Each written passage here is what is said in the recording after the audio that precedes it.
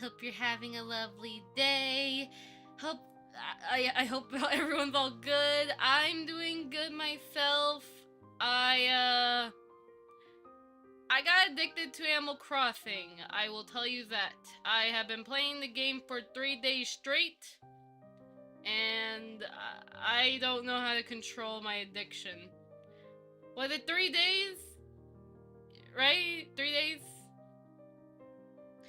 Wait, yeah, I think it was either 3 days or 2 days. I lost count of how. I think today was my 3rd day of playing Animal Crossing again, and yeah, that's why I was like really obsessing about for the past week, and I really didn't get caught up on stuff. But yeah, I legit cannot stop talking about Animal Crossing for the past couple days. My parents are concerned. But yeah, so while I was like, enjoying myself, I was having fun, and I also was very happy to have found my pink 3DS, which I did had to de-hack it though, which was also considering why I pretty much started my stream a bit late. I was de-hacking a 3DS because my 3DS was apparently hacked, and I was trying to save the thing, and now it's normal, so I'm really happy about that. So yeah. So I'm happy with my 3DS. It's really cute. It's a pink 3DS. It's so adorable. I love it. And I really hope I don't know how do you get a 3DS. Like right now I have to use like an emulator to cast my 3DS onto like my PC, but I don't know if there's like a better way of doing it. But otherwise that's like the only way I could be able to like show people my 3DS is those like darn emulators to like show my screen. So yeah. But hello Nika, how you doing? Hope you're having a lovely day. I always wanted a pink DS. Yeah, the pink DS is so cute. I love the one I got. So where I got my Nintendo DS or 3DS, I actually got from Walmart. It was like a refurbished one. I was like, I don't know. I was like telling my dad, I was like, I think I was like, yeah, like, like I think it was like a year or something like after we moved out or moved to this place. Pretty much, I was telling my dad I wanted a 3DS, and then he was like, "Okay, pick the one you want." And then pretty much, hello Tobias, how you doing? Hope you're having a lovely day. I'm talking about the fact I'm obsessed with Animal Crossing, and the fact that I'm very happy to have my 3DS back. It's a cute pink one. It was originally hacked, but don't worry, I fixed it. I was told though, the reason why I had to de-hack it was because my Nintendo ID was the old one I have, the one I lost access to. Like, I still was able to like get a temporary password, but due to it being region locked for some reason, I had to pretty much make a new one and then just I don't know, I just had to like redo it. I have a question for you. Are you using yes, I am using the iPhone 13 to become a VTuber. But I do recommend if you are on a budget and you want iPhone quality, just go with an iPhone XR. An iPhone X has an outdated camera. The iPhone XR and above, they have the updated cameras and they're all pretty much the same. The only difference between iPhone XR and above are their processing chips. So if you want an iPhone that doesn't like, let's say, last longer. Like, let's say you're going to be doing some 24-hour stream for some freaking reason or subathons. You're probably better off with getting, like, an iPhone 13 in terms of, like, the processing power than an iPhone XR. But even then, though, at the same time, you still should be fine because an iPhone can tolerate quite a lot, even an XR. So honestly, I would say just get an iPhone XR, but if you do want to use an iPhone for personal use, a lot of people tend to go for an iPhone 10 or an iPhone 11. Those are the most popular choices, but yeah, that's pretty much. I was searching for a good iPhone. I saw your video from last year. Oh yeah, I remember that video. Also, why is there like a flower? I just realized there's like a flower on my... Oh yeah, wait. I just realized that's your name, Tobias. I thought my streamer bot was giving everyone flowers. I was like, wait, how's there flower? Oh, that's a lovely flower you have, Tobias. Very lovely. Makes the chat look so elegant. Oh my god. Oh, there you go. So yeah. So either way, a couple days ago, like, because the thing was is that I have a physical copy of Animal Crossing. Now, I sadly, somehow I ended up accidentally now losing it, so that was a disappointment again. But the thing was, I still have like my files copied over to my PC, which was a good thing. I keep losing things. I keep losing my phone every day. How do you not lose a phone? Like, wait, where is my phone again? Where's my phone? Oh wait, I'm looking at my phone. Oh my god, never mind. Never mind. I'm actually, I'm like, wait, where's my phone? It was like right here. No, it's right there. Oh my god. Is it not tracking you? No, I jumped out of my chair because I was like, wait, where's my phone? No, I just jumped out of my chair right now, but now it's tracking me. So yeah, I'm all good. But yeah, so I have my files copied for my Animal Crossing. So I've been, using like a program to kind of like, play with with my Animal Crossing until I get my 3DS all sorted out. And so far, I'm able to like sort out my 3DS finally. Like, that's why, again, I was late for my stream because I was trying to fix my 3DS. And thank God I did. Because the thing was, I was having this issue where for some reason, when I was trying to turn on the 3DS, like every time I was pressing the power button, it went from blue, but it immediately turned off. And the thing is that I was like wondering like, why was that the case? But then when I opened up the SD card, because my uncle, when he was visiting me, he bought me this like SD card reader thing, this little USB thing, right? So I was like, okay, maybe I should look at the SD card to see if it's okay. So I, checked the SD card, and then I realized that there were different files and stuff, and I realized that, oh, those were the files that people tend to use to hack a 3DS. So I was like, okay, yeah. So I just had to... Then the thing was also is that I was able to like fix that issue where the 3DS wasn't turning on. I thought it was because the battery blew out, but apparently it wasn't. It was because of a file that was in like there was like a file in the SD card that kind of fricked up. So pretty much I had to edit the SD card stuff, and I was able to gain access to my 3DS. But the thing was is that everything was in Japanese. And while on some programs I'm able to read Japanese, for 3DS there was a lot of words that I just didn't know. So I had to figure out how to get it to English. And it wasn't easy because it wouldn't let me turn it back to English because it's an old 3DS. So I had to force it back into English by some, weird stuff. So I got it back to English, I fixed that, and then I was able to reformat my 3DS, and I was able to pretty much redo the other stuff. I was also helping someone else with the Leaf Motion, because at the same time, throughout the past couple days, a lot of people have been asking me for some Warudo help. I was helping out my friend, and I was also helping out some other people as well, because there has been a lot more VTubers trying to learn Warudo, but they also have been heavily struggling due to the blueprint system that Warudo heavily relies on. So I don't blame them that they get really confused about that. And there also has been like some other issues, and I've also even noticed as well, and this is something that I should probably also like talk about a little bit to everyone, and it's regarding the fact that like I've seen a lot of people, right, they skim through my tutorials quite often. Now don't get me wrong, like I too also skim through tutorials. It's okay, like if you're in a rush, you're trying to get some knowledge real quickly, I understand why you be skimming. And this is also the reason why, like, right now I'm more focused on trying to, I have to focus on getting the written tutorials and the caption, which I will be talking about some update stuff in a little bit actually, because I got some special stuff for my Snowflake members. But either way though, pretty much when it comes to the whole like skimming thing, yes, I do plan on making shorts, but it's not going to be until after the written and captions project is up, it's like caught up with the current tutorials. So besides that, I always have to tell people, because I literally also have saw someone do this, by the way.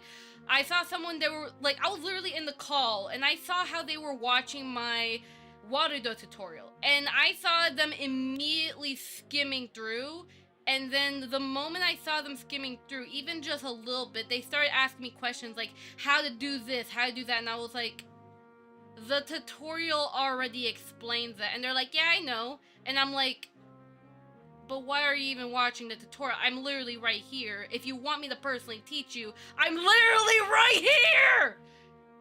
Like, if you want to skim, sure, but at the same time, the way I make my tutorials is that if you're a noob and you've never done this before, the tutorials are structured in a way that they give you every little detail for a beginner. I don't give you bull blah, blah, blah, blah, blah. I actually try to make it not only detailed, but also, like, it makes sense to a beginner. So, you know, I can't... That's why I always try to tell people, if you claim that you've watched a tutorial of mine and you say that my tutorial didn't explain something, I will literally point to you what timestamp it is, where it's located. And also, like, I don't blame people if they ask, like, oh, how do you do a particular thing, and they're looking at the wrong tutorial. Like, that's fine, all. But there could be, like, an explanation that's already in the tutorial, and because the person skimmed through, they missed that information, and I'm like, yeah, it's right over here, you skimmed through it, and they're like, ah, sorry about that, Kana. So, yeah, so, this is definitely the reason why I definitely need to make, like, those YouTube shorts, especially those who skim a lot, and those who are more advanced users, so that way, for people who just want, like, a nutshell of things, yeah, I will be making YouTube shorts, pretty much, but...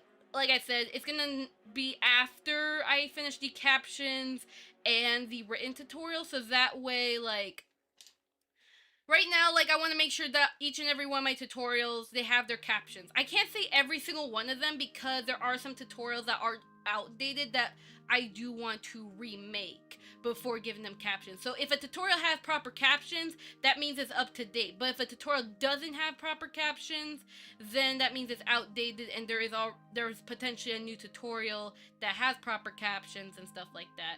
And this also will go, you know, the same thing as well, where after I do the captions and I finish with the written, you know, the written website, which I have planned. I already have figured out the written website, which I'm gonna... a little longer, my little snowflakes, because snowflake members, you're gonna get a little something special from me. The onboarding stuff for Warudo helps a lot, but yeah, the blueprints are so confusing. Yeah, I can understand, because the thing, though, is that with Warudo, it is supposed to be Unreal Engine, but for Unity and Unity VTubers.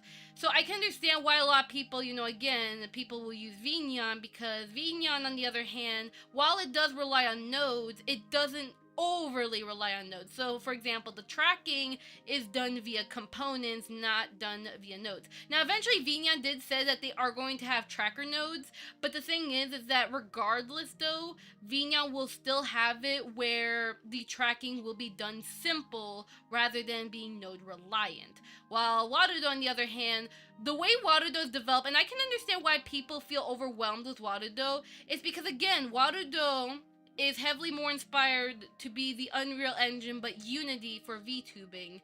And at the start of Warudo's birth, they were focused on being the most complex program possible, and then slowly dumbing down the settings, so that way the complex settings can still exist, which that's already happened right now. Warudo is already pretty darn complex that coders are able to make custom scripts at the speed of light, which is really awesome, because now with custom scripting for Warudo, we already have OBS WebSocket support. So if you want to have it where your OBS events are triggered with your Warudo, you could do that. There's already Streamlabs support thanks to a custom script. There's already like mouse cursor support similar to Live2D in Warudo now. There's also a plugin. What the frick? What was the thing again? I know that Zero Skies had made plenty of custom scripts for me, but I'm still waiting on those to be like released to the workshop. Who the heck at me? I didn't create about 3D. What? Let me know if he did that. Oh, I don't know how to model. Wait. Honestly, I gotta read this later. Okay, sorry about that. All right, let me see. I've only downloaded Warudo. I'm using Vinyan right now. Yeah, that's fine. No worries. They're both amazing programs. I love them both. I will hug Warudo and Vinyan so much. It's amazing. Also, no problem, Shiro. Happy to help you out. So, yeah, pretty much when it comes to... Oh, wait, what was the plugin I wanted to mention? plugins. So we have a headpad node thanks to feline, animation nodes because of feline, and there's also an animator trigger. So if you want to utilize the trigger part of the parameters, then Zimmer made an add-on for that, which Zimmer, holy heck, the plugins that they're making is like insane. But also like Veisu made plenty of plugins as well. So pretty much there's a lot of plugins for Warudo that already exist thanks to the custom scripting support. So like if somebody, let's say they're like, oh, I would love to have VStream support for Warudo.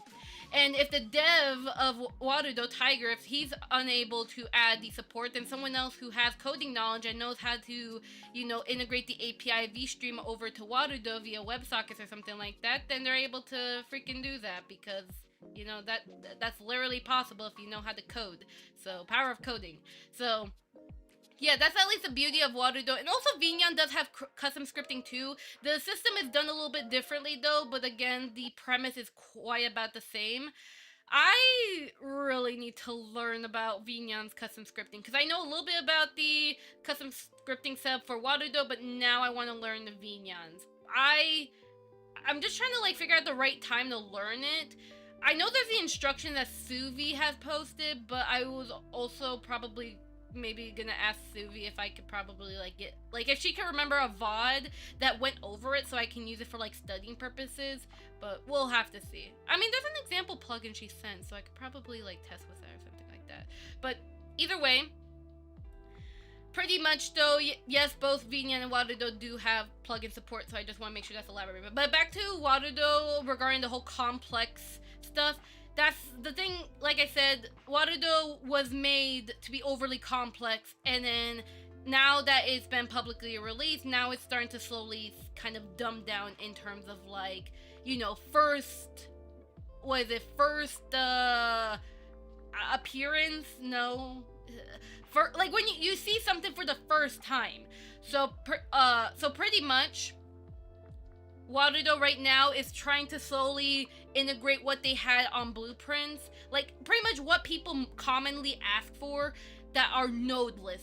Now, obviously, yeah, you can still do complex stuff with nodes. Of course you can. You can still do body rotation with nodes, but it's more of they're translating the requests that VTubers have commonly asked for and making it into simplified settings. So for those who are not really crazy tech savvy and just want to keep it simple, they're able to keep it simple. Now, again, right now it's still kind of iffy for some people. The onboarding assistant definitely does help quite heavily when getting started though. And of course, people can slap on an environment and other stuff like that, and even the redeem stuff. But of course, as you start wanting to be more customized with your setup for Warudo, yeah, it can get a little finicky for some VTubers. Some VTubers actually, learn about nodes, and they actually are able to, get more comfortable with 3D thanks to it. But other people actually are too scared to even touch Warudo because of it. So I don't blame people that they get too scared of Warudo, or they get frustrated when a certain setting isn't seen.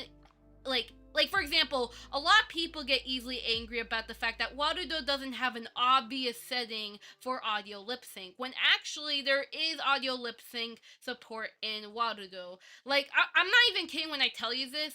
Everything in Vinyan is already in Warudo, and everything in Warudo is, well, with some exception of some plugins, because some of them are different.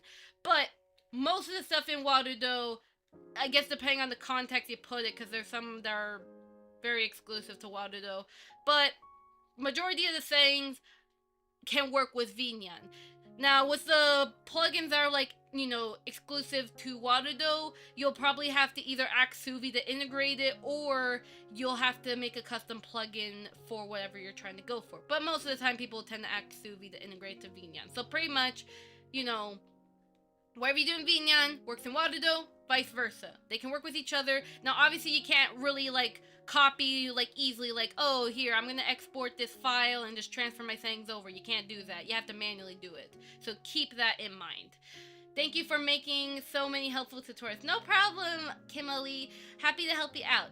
So yeah, So that's the thing I can understand, because I remember someone, like, I literally saw a tweet from my friend, and they were talking about how this one person was calling Warudo shillware because they didn't have native VR support when there is no VTuber program that has like built-in VR support with redeems and other crazy stuff.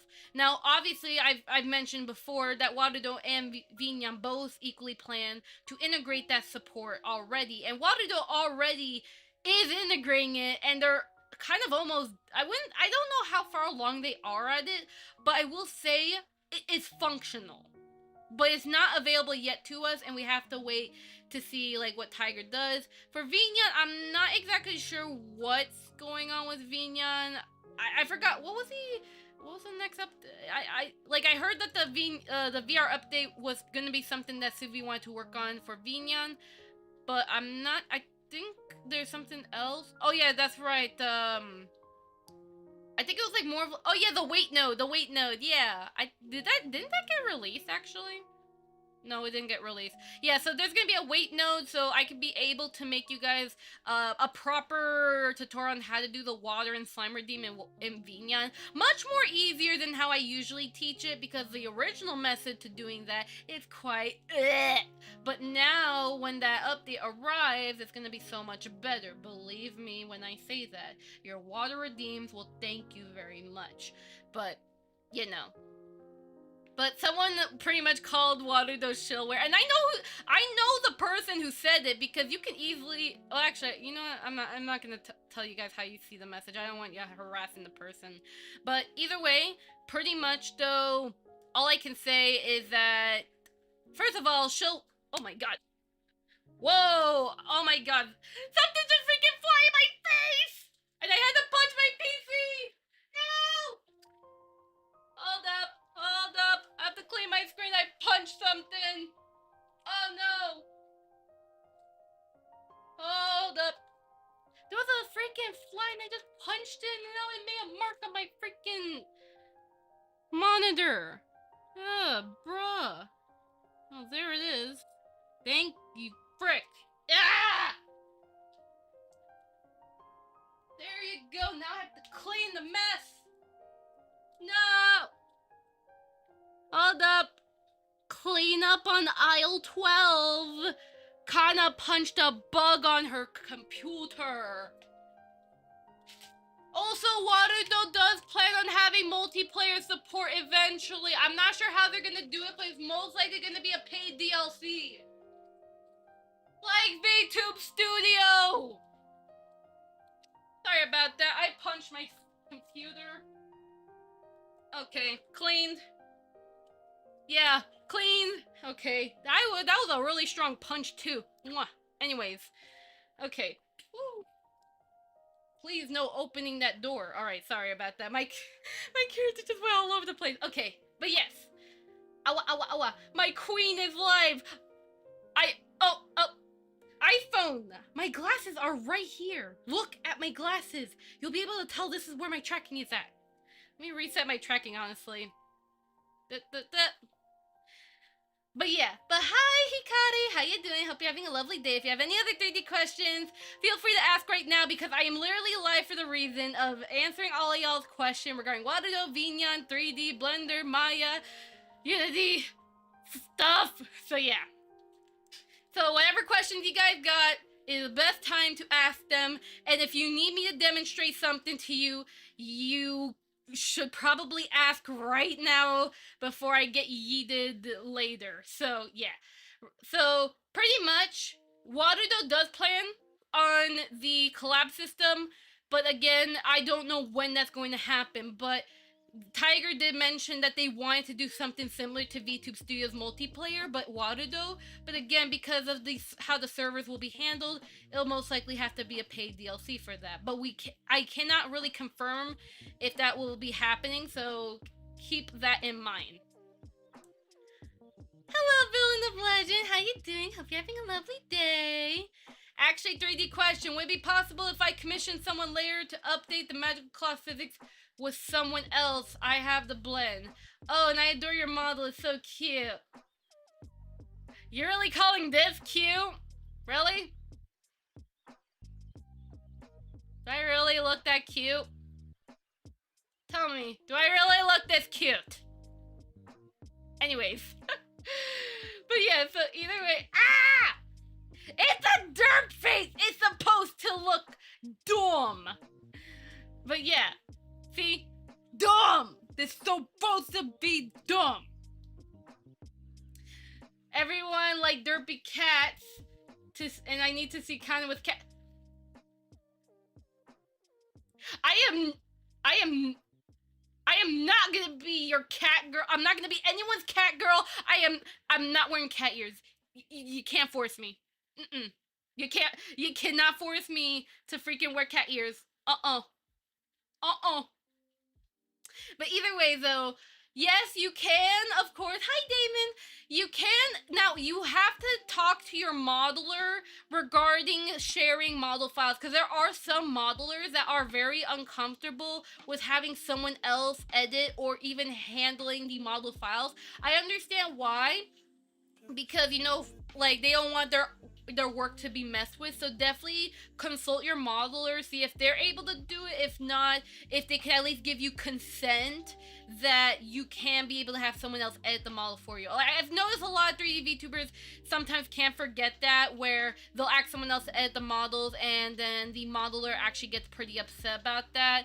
So do keep that in mind. But if you do, of course, own the model, like you actually, like, let's say for example, you actually like made your own model, you kit bashed it or something like that, then as long as you have like, as long as depending on the model, like especially if you bought a boost model and you kit bashed it, make sure to definitely check with the rules regarding like your model files to make sure that no rules conflict, just to stay on the safe side. But of course, make sure that as long as your editor doesn't redistribute the files or any way like that, you should be a-okay for the most part. So yeah.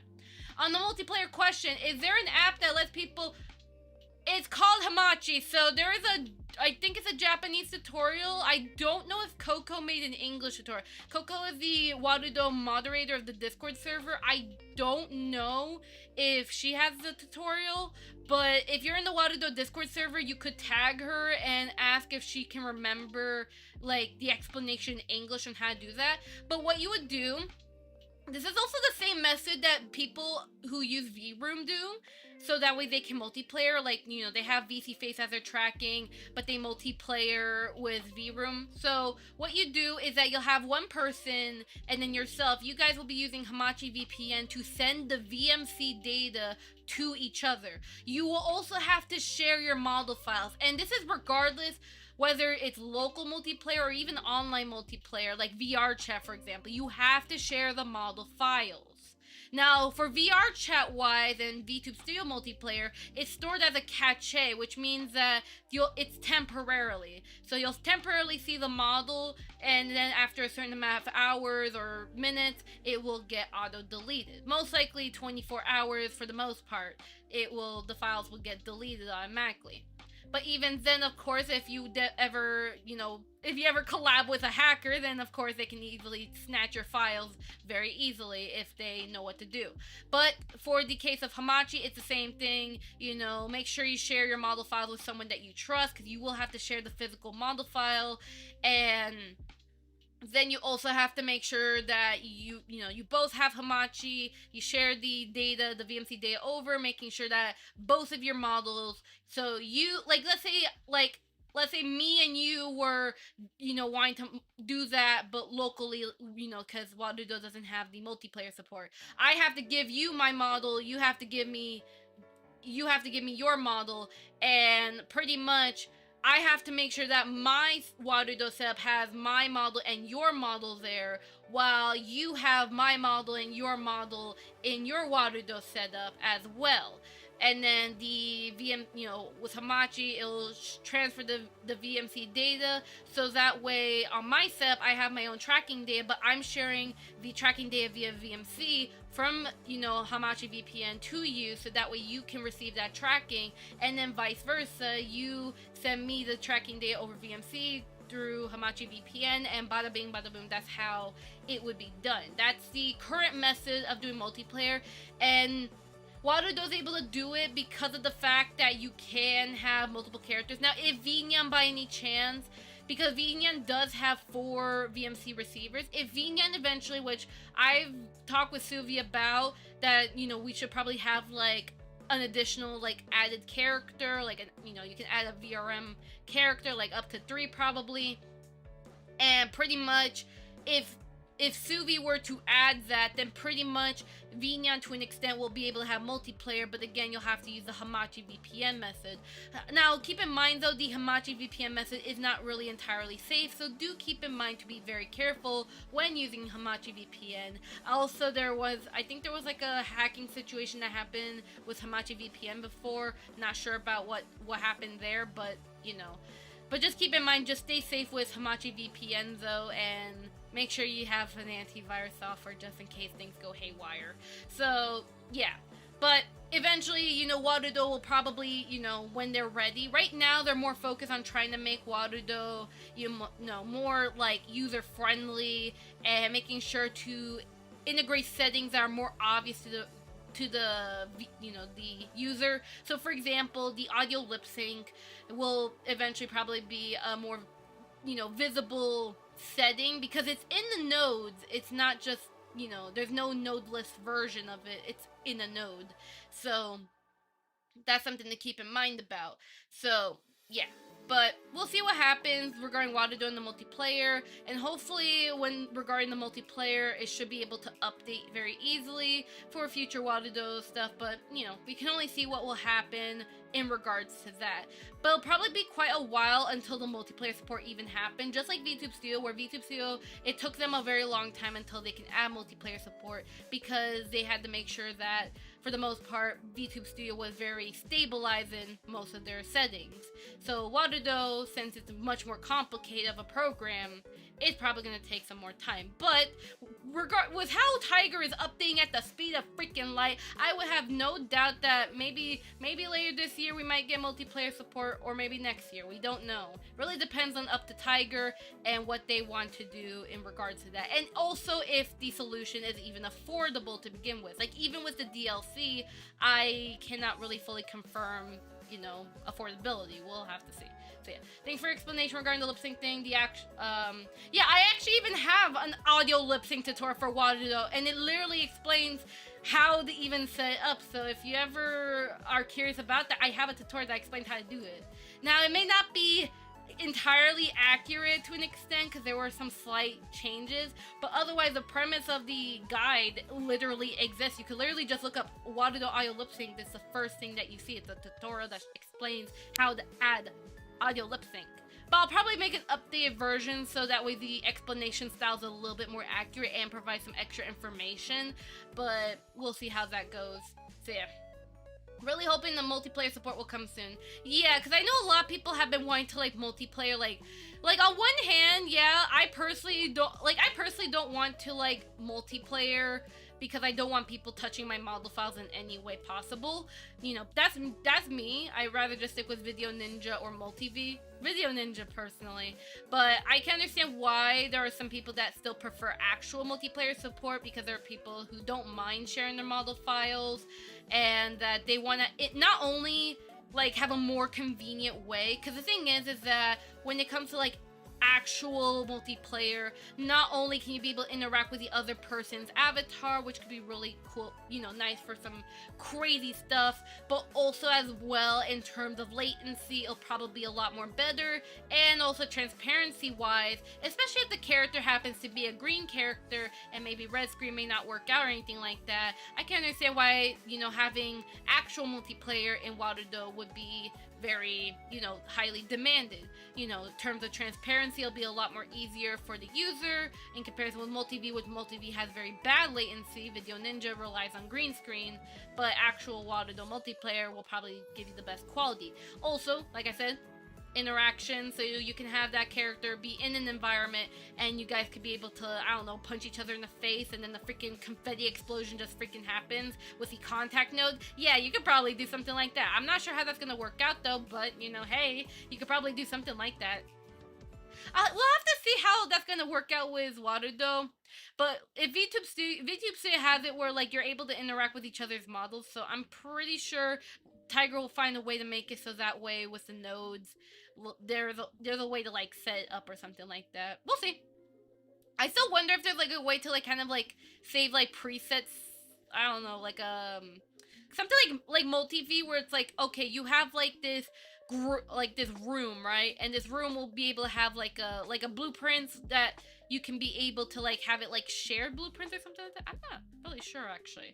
That's a really good question because again, with the complexity of Warudo, I'm not sure how that's gonna work in terms of interactivity. Probably at best, maybe as like a simple startup, they'll probably have it where the characters will at least just exist. But we'll see what Tiger cooks up because believe me, Tiger really amazes me many of times, so I can't really doubt them. Like, literally, they already developed a VR setup with 11-point tracking for Warudo, so it's like, if they're able to do that pretty fast, you know, it's like, I can't be like, you know, how do I say it? I can't be doubting them because they're amazing as heck. Holy frick! How many years of experience they have? Was it 16 or something? I forgot. I forgot how much experience they have with coding. All I know is that they're really smart. So yeah.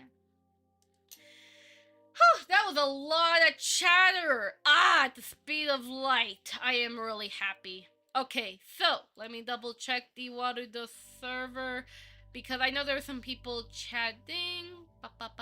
Oh yeah, people are taking some cute pictures in Warudo. It's really nice.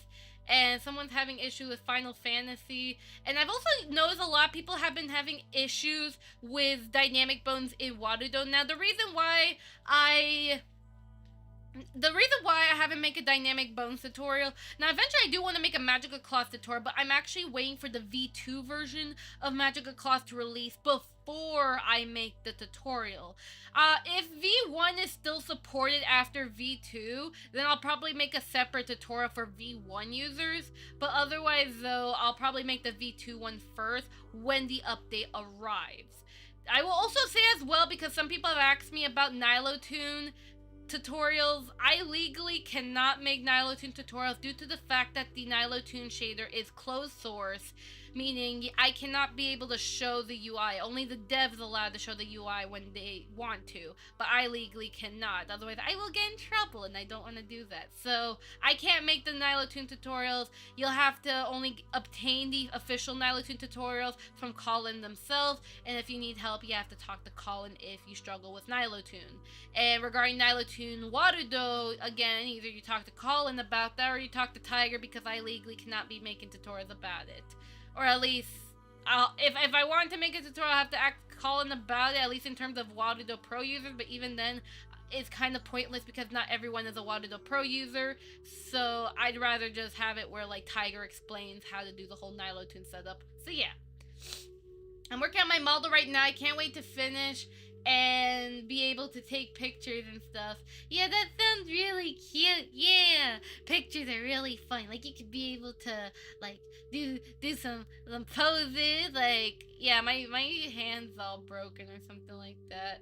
Yeah, you could, hold up, I'm trying to, like, yeah, I have awful posing because of this freaking thing. Yeah, you could be able to do some posing. Woo! Posing. And then taking a selfie or something like that. Wow. Yeah, I need to really refine how I do my posing stuff here. The pose hotkeys I have kind of suck. I should probably have it where, like, oh, when you press on this button, it will activate, but when you press on this button, it will deactivate the arm sway. What is it, a flow node? Yeah, I should be using the flow node. That will literally just save my life. Because I have it set to have a toggle, but I just didn't do it. I really should. The flow node and setting that define function thing up is definitely really useful. But you want to know what else is also very useful that I should probably make a tutorial about? And I don't know why my eyes are not widening widely. I probably am debating about moving this iPhone back to its original place. But either way, you guys should totally be abusing the set asset property node. Because let's say, for example, man, I would really like to enable the pixel setting on my camera and Warudo and make it into a redeem. Oh, I would really like to do outfit swapping and changing up my models every time someone redeems all my 50 redeems for my different outfits.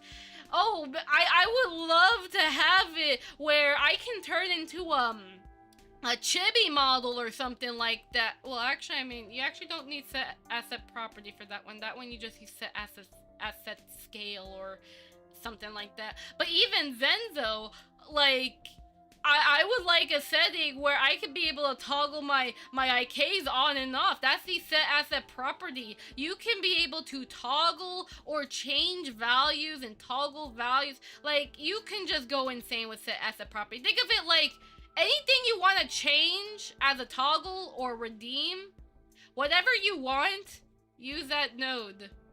I'm not lying to you. Use that node. Don't be freaking scared to use that node. Use it. I dare you right now to use that set asset property node in Warudo, because I'm telling you right now, it will change your life. So yeah. Alright. Oh my god, I gotta blink. Oh my god. I was like literally staring. I forget to blink sometimes. So you gotta make sure to blink. Oh my god. So yeah. Keep that in mind. That node is literally your Bible node to Warudo. And I love that node so badly. So yeah. So either way, let me just, oh yeah, so, okay, that definitely, oh, okay, that kind of, I forget to blink sometimes too. Yeah, I can kind of feel that because it's like, when I play Animal Crossing, I forget to blink at times, and it makes me, like, literally look dead. And then when I remember to blink, I blink so ferociously because of the fact that I really need to blink. Oh my god. Remember to blink, especially if you're in VR, because if you're in VR, it makes things worse. I've been experimenting with the Quest 2 lately. I know how it is forgetting to blink, yeah, but you really should be like, remember to blink automatically. Just like how you have to, like, remember to breathe automatically. We can breathe manually? Hello, Hershey. Yeah, I'm glad that the streamer bot, it's kind of like, right now, the way my streamer bot's working, it's like manually breathe now. So yeah. So pretty much, like, with streamer bot right now, I still have the issue where, like, after a certain amount of time, my streamer bot will literally break and die.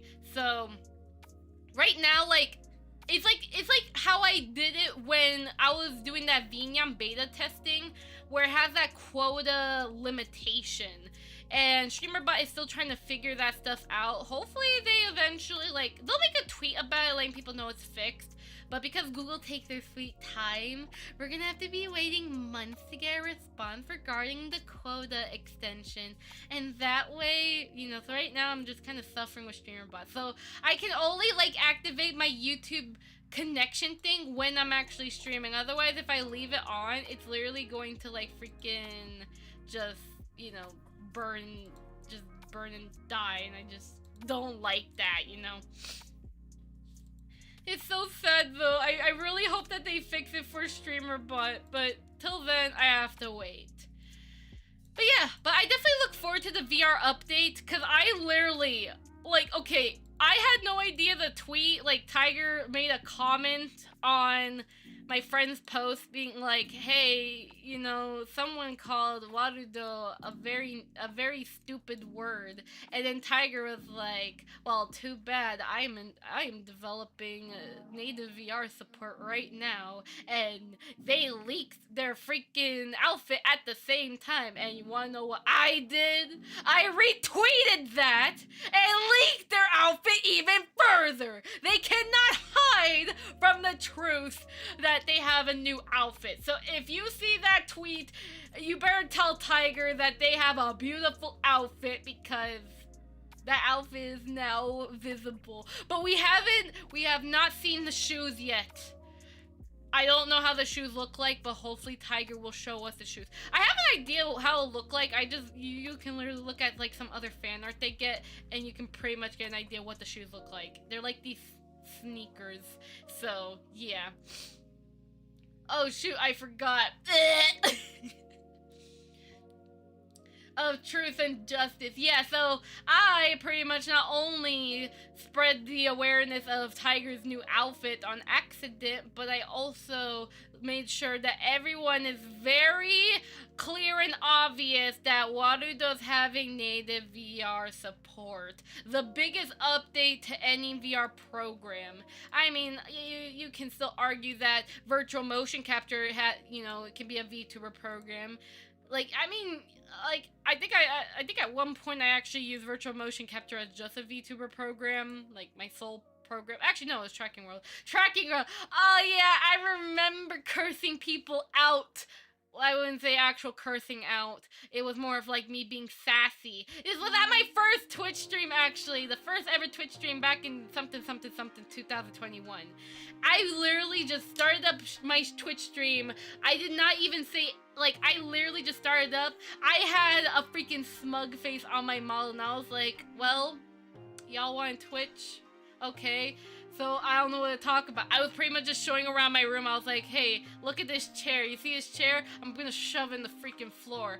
See, I can teleport all over the place in my house. So like, yeah, I used to have Tracking World as my sole VTuber program. It was pretty fun. I was also like dying in the freaking room that didn't have proper AC at the time. But don't worry, now I have proper AC and I'm really happy again. Hi, Kana! Wanted to say thank you for your video. Thank you. Thanks to you, I can do 3 models for a living, so I have to thank you for it. Oh, no problem.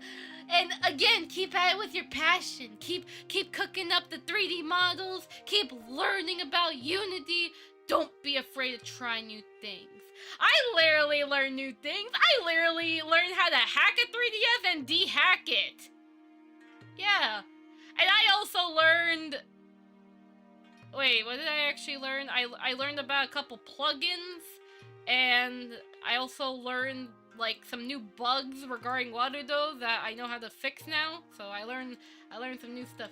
I love learning new things. Well, I'm actually very glad because there are some people who don't like learning new stuff, and therefore they literally suffocate their learning potential. So don't be those kind of peeps that be like, oh, learning is for idiots. Oh, you're learning? What a nerd. You're so stupid. Listen, if you're the one that insulting the nerds, let me tell you something. If you're not doing anything to contribute to society, there's something clearly wrong with you.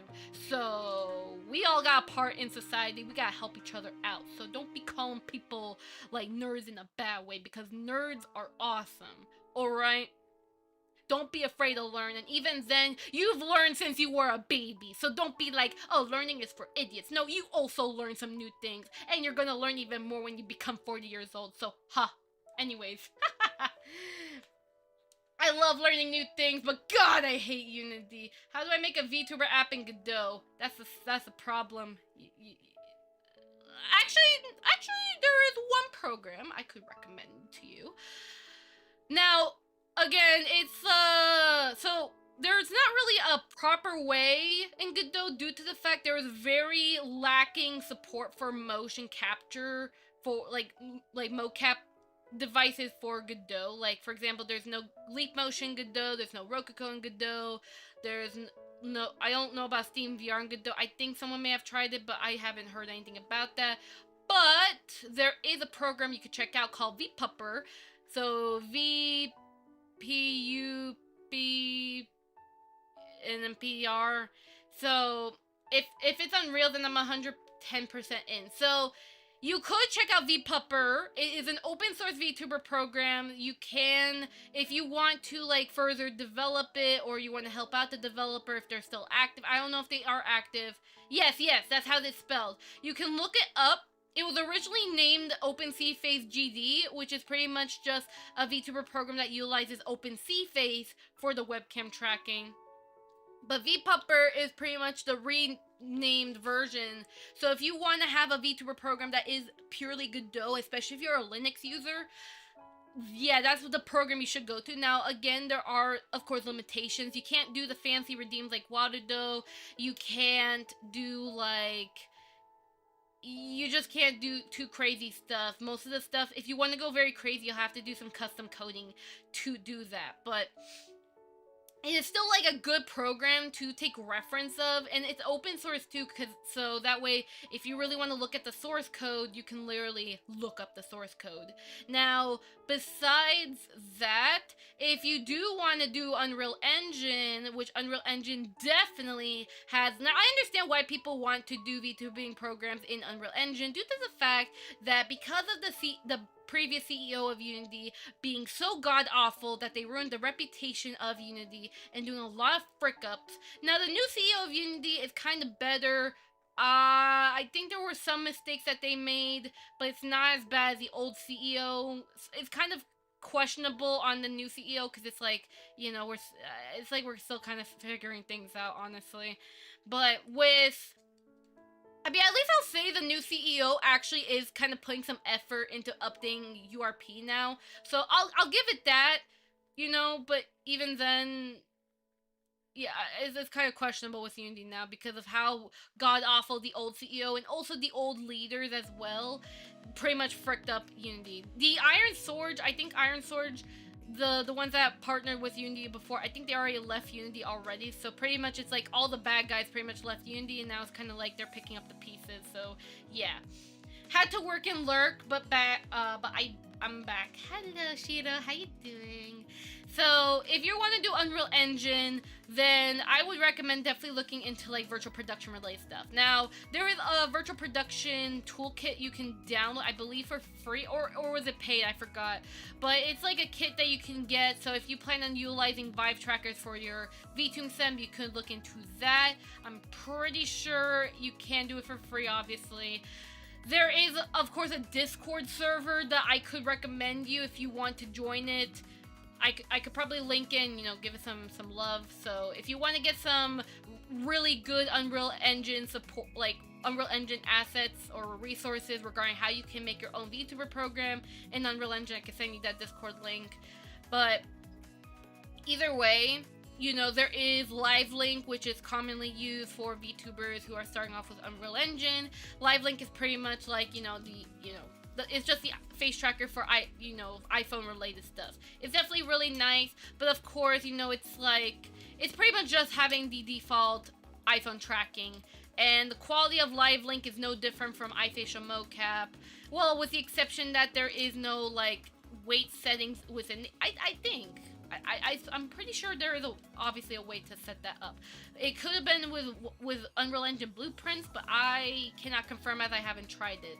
So yeah, I'm kind of looking into webcam usage. Yeah, so for webcam, you can of course use MediaPipe, as MediaPipe is open source, but of course you can look into OpenCFace, which is also open source as well. Definitely is confirmed OpenCFace does work very well with Godot. I'm pretty sure MediaPipe definitely can work as well. I've seen some people experiment MediaPipe and Godot before, but again, there really isn't a tutorial regarding that, and you'll pretty much have to self-figure it out if you have prior knowledge regarding some Python. So, I have iFacial mocap, which is okay. What do you mean okay? Is it like the tracking looks dumb? Or does your blend shape feel stiff? Because there's a difference between the tracking looking garbage and your blend shape looking bananas. So I'm not sure which is which. But you know, so Unreal Engine, you can be able to use LiveLink for the iPhone relay tracking. If you really want to use something like webcam only tracking, that I'm not really exactly sure how to get for Unreal Engine, but there are probably some, you know, project examples you could probably download from the communities to be able to learn that sort of thing. The blend shapes are fine-ish. Okay, you say fine-ish, so it's giving me the impression that the blend shapes are not really good to an extent. It fights my head positioning with webcam. Oh, so...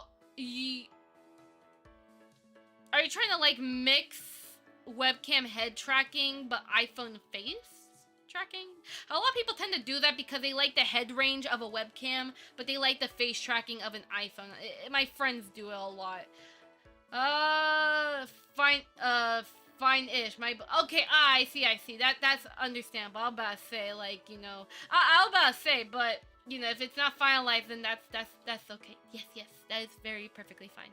So, yeah, so, I definitely will say, yeah, so, you know, it kind of really depends on you. I'd recommend, like, I'm not sure what your coding knowledge is, but if you are still kind of new to, like, coding or visual nodes, again, you know, let me know if you do want the link to that Discord server, and, you know, those peeps can probably help you out in learning Unreal Engine for VTubing stuff. I don't know if they know anything regarding webcam. I'm pretty sure they do, but they mostly probably use an iPhone for the most part. I would like to know that Discord for Build Your Own. Okay, then, so let me go ahead and send y'all the link. Okay, then. Let me go do that right now. Let's see, invite new people. I'm going to give you guys a link. Yeah, so here you go, guys. I'm learning how to use blueprints and Godot script. I see. Or DD script. Okay, yeah, so definitely join that Discord server for anybody who wants to learn how to make their own Unreal Engine VTuber setup. Join that server, and that way, you know, you can get access to, like, the, you know, the resources they have. You can ask the people there who know their stuff. So, you know, you could definitely get some really great assistance. So, because these people really know their stuff. So, definitely check that out. And also give the peeps some love because, like, again, you know, they work really hard on the server and providing these resources and stuff. So, definitely talk with them and all that. And there's also cats too. It's really adorable. Aww, very cute.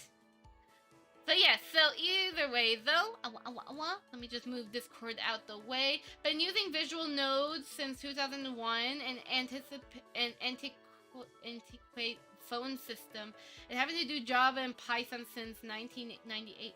Ooh, you got loads of experience. Very smart. Very smart. I am very impressed. But yeah, ow.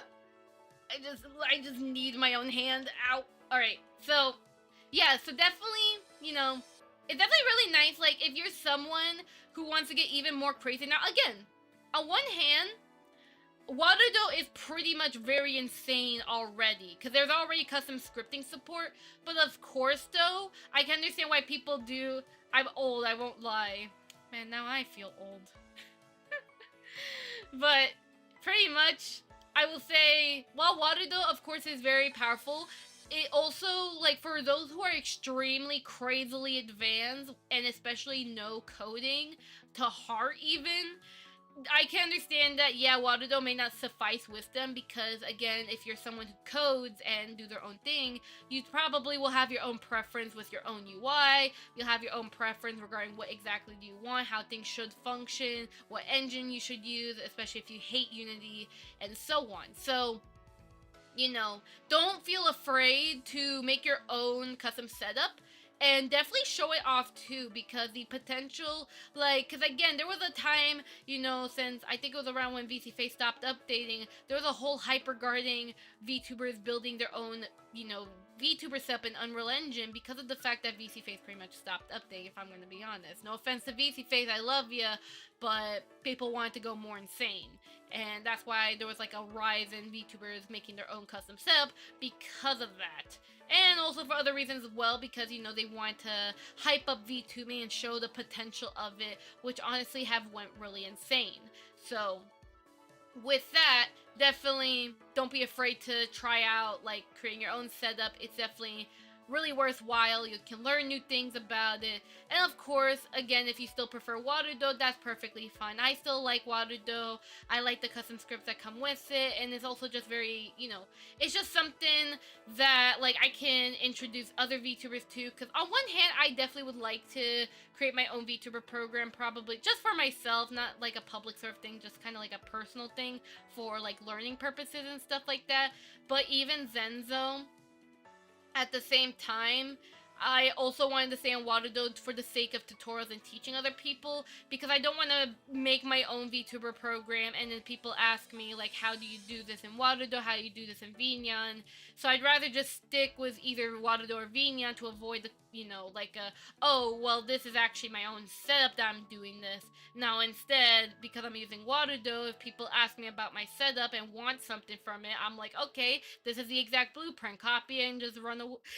Run and scramble away like a little chicken nugget. I actually kind of run like a chicken nugget, if I'm gonna be honest. I'm like a little chicken nugget. Do you want to support an app or be a VTuber? Wait, aren't I a VTuber? What am I? Wait, what am I? Am I a VTuber? What am I? What is this? What are... Hold up, I'm ripping... Hold up, I'm ripping off my glasses. Now I legit cannot see anything. That is the wrong toggle. That is the wrong toggle. Yeah, I literally ripped off my glasses. Oh my god, I cannot see. Am I a VTuber? What am I? Oh no. Am I just a snow angel? Am I just a human? Oh no. I am no glasses, no longer VTuber, just a tuber. No, I am just an Uber. I'm literally your local Uber car.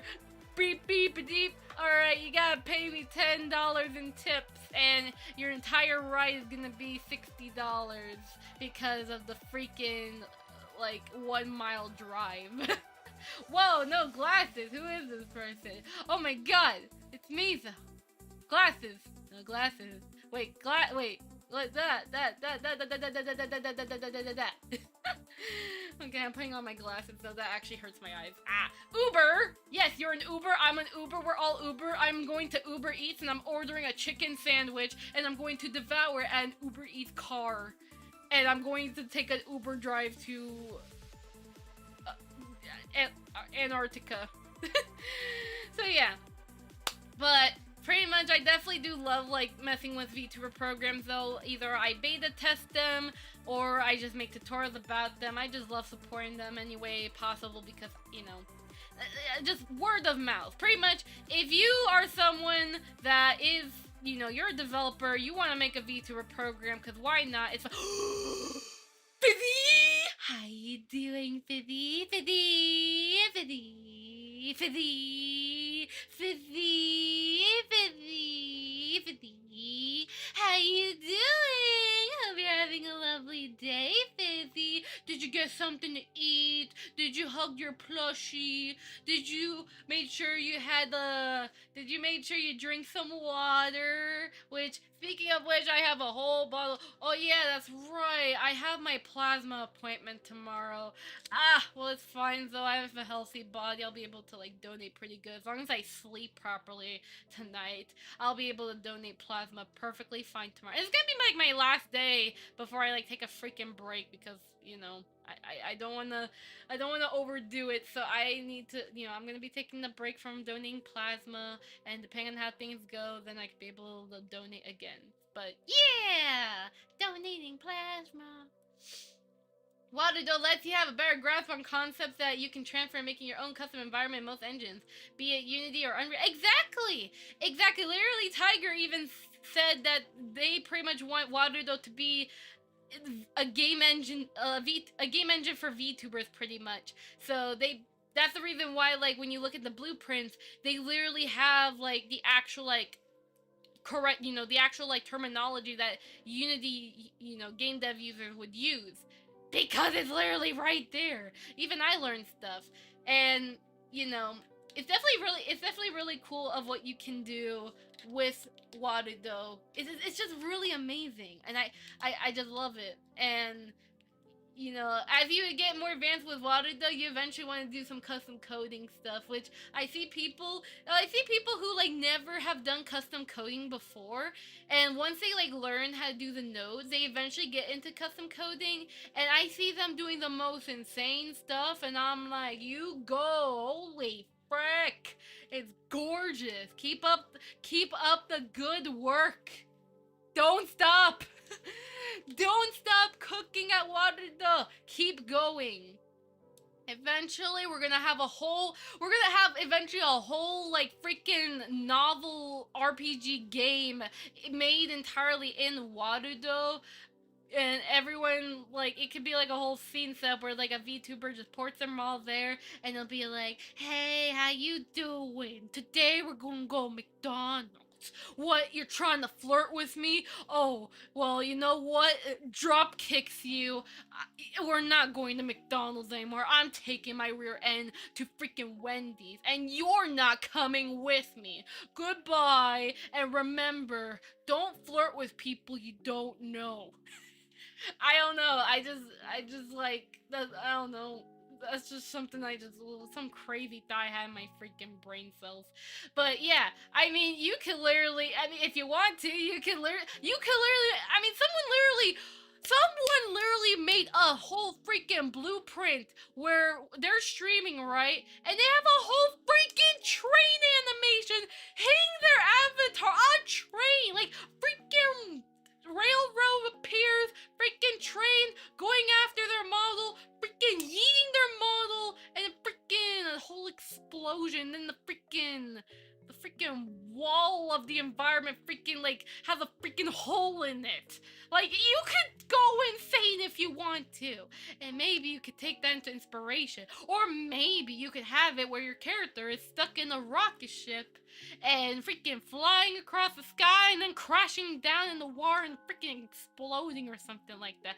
Or maybe you can have it where you could do a whole freaking animation sequence where someone redeems something. Oh, I'm gonna dance the SpongeBob.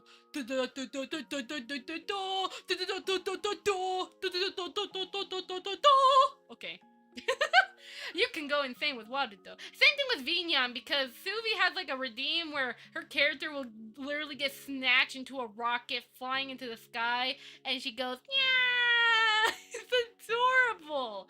And I'm pretty sure, and of course, I have my giant truck redeem that hits my character and I freaking die. So that's also nice. Ecosystem of sharing custom nodes is really efficient. Yeah, it's definitely really nice we can share custom nodes and scripts.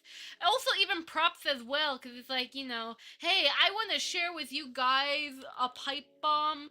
Maybe I should actually post a pipe bomb in the Warudo workshop so everyone can have a pipe bomb. Or maybe just a pipe. I don't know, something. Sounds like a silly idea. Maybe if I find like a metal pipe, I'll probably post it for you guys. Maybe. Also, something got in my eye. What the frick? Okay. Remember to blink, everyone. And remember, drink your water too. Otherwise, you're gonna drown. Alright. The biggest thing is that at a certain point, for certain ideas, you don't want to be manually calculating the vector 3 physics and major ideas. So you're... Yeah, exactly. Because...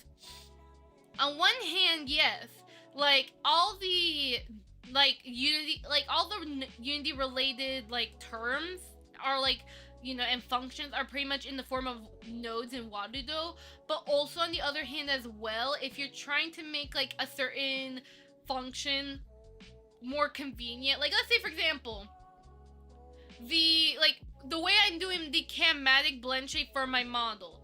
Originally, the way I set it up was a very complicated setup with the camera, trying to receive its angle, with some weird node thing that defined its, like, angles, like, angle translation into something that's readable in blend shape form, and then having, like, a if greater than node, it will trigger the blend shape like this, but it wasn't really efficient. So Zero Skies pretty much made a script that was a lot more efficient to use. It was a single node, but of course with some stuff and all that. So Zero was able to make a custom node that makes it so much easier to do the chromatic blend shapes.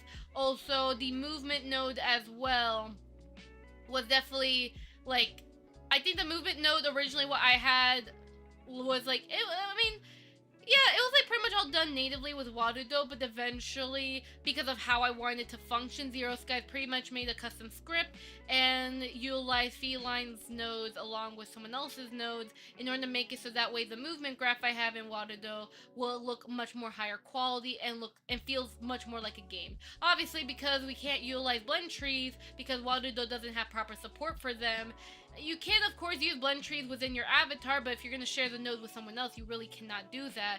So because of that, we had to utilize booleans in order to freaking do that crazy stuff. Yeah, and that's the reason why I'm obsessed with booleans. Yo! Your tutorials have been helping me so freaking much. Thank you, Kana. Happy to help you, Finny. Happy to help you. If you have any questions, if anyone here has any Warudo, Binyan, Unity, Blender, I don't care what question it is. It could be PMXed or MMD. It is a good time. I'm literally right here, just with my birds. If you have a question about any of the Vtuber programs, feel free to ask right now.